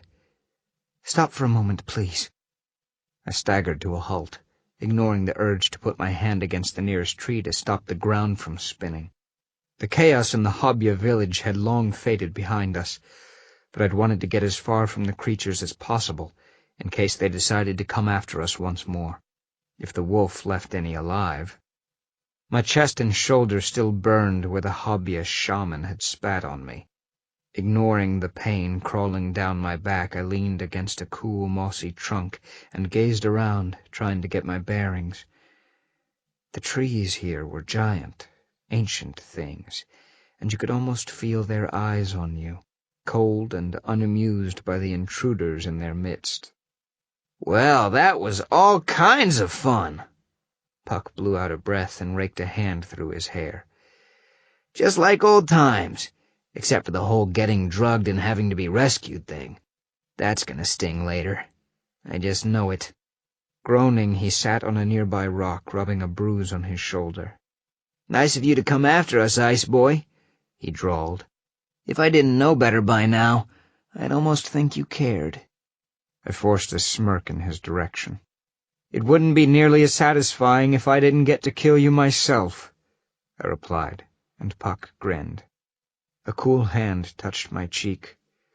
I looked up into Ariella's concerned gaze. "Are you all right?" she asked, placing the other palm on my forehead. I closed my eyes against the softness. "You're burning up. What happened?" "You smell sick, Prince," the wolf growled, coming out of nowhere. "Like weakness. You won't make it to the end of the world like that." "The shaman," I replied. "He spit on me. Did something to me, I think." The burning in my chest and shoulder had gone numb and was now spreading throughout my body. I realized I could no longer feel my arm. "Hobya venom is hallucinogenic," the wolf continued, curling his lip. "You're in for an interesting night, little prince, if you wake up at all." The trees were beginning to move strangely, centuries-old giants swaying like willows. I squeezed my eyes shut to clear the visions, and when I opened them again, I was lying on my back while tiny lights danced and swirled over my head. Someone's face bent over me. Starlight eyes filled with worry. She was beautiful, a vision come to life. But she was fading, growing dimmer and dimmer, until only her eyes were left staring at me. Then they blinked, and the world cut out altogether. Chapter 9. In Dreams. Where am I? Mist surrounded me, coiling along the ground in ragged patches, blanketing everything in white. The air was cool and damp, holding the quiet stillness of early morning. I smelled pine and cedar and heard the soft splash of water somewhere up ahead in the fog. I didn't recognize my surroundings, but for some reason it all seemed vaguely familiar. With nothing else to do, I started walking. The mist slowly cleared away, revealing a small green pond encircled by pine trees. The faint babble of ducks echoed over the stillness, and several of the green and brown birds glided through the water toward a pale figure standing on the bank. I stopped and drew in a quiet breath, and for a moment I couldn't move, afraid that the scene before me would dissolve and I'd be left chasing shadows. She wore jeans and a white shirt, and her long, pale hair was tied in a ponytail, falling softly down her back. Her body was slender, more energetic than graceful, her fingers quick as she tore bread crusts and tossed them into the water. There was a glow about her now, a flickering halo of light, swirling with glamour and power. Against the darkness of the pond and trees she looked bright and vivid and alive, a light burning against the shadows. For a moment I just watched her tossing crumbs into the water, smiling as the ducks swarmed over them. I knew this wasn't real. The real Megan was back in the Iron Realm as the powerful Iron Queen.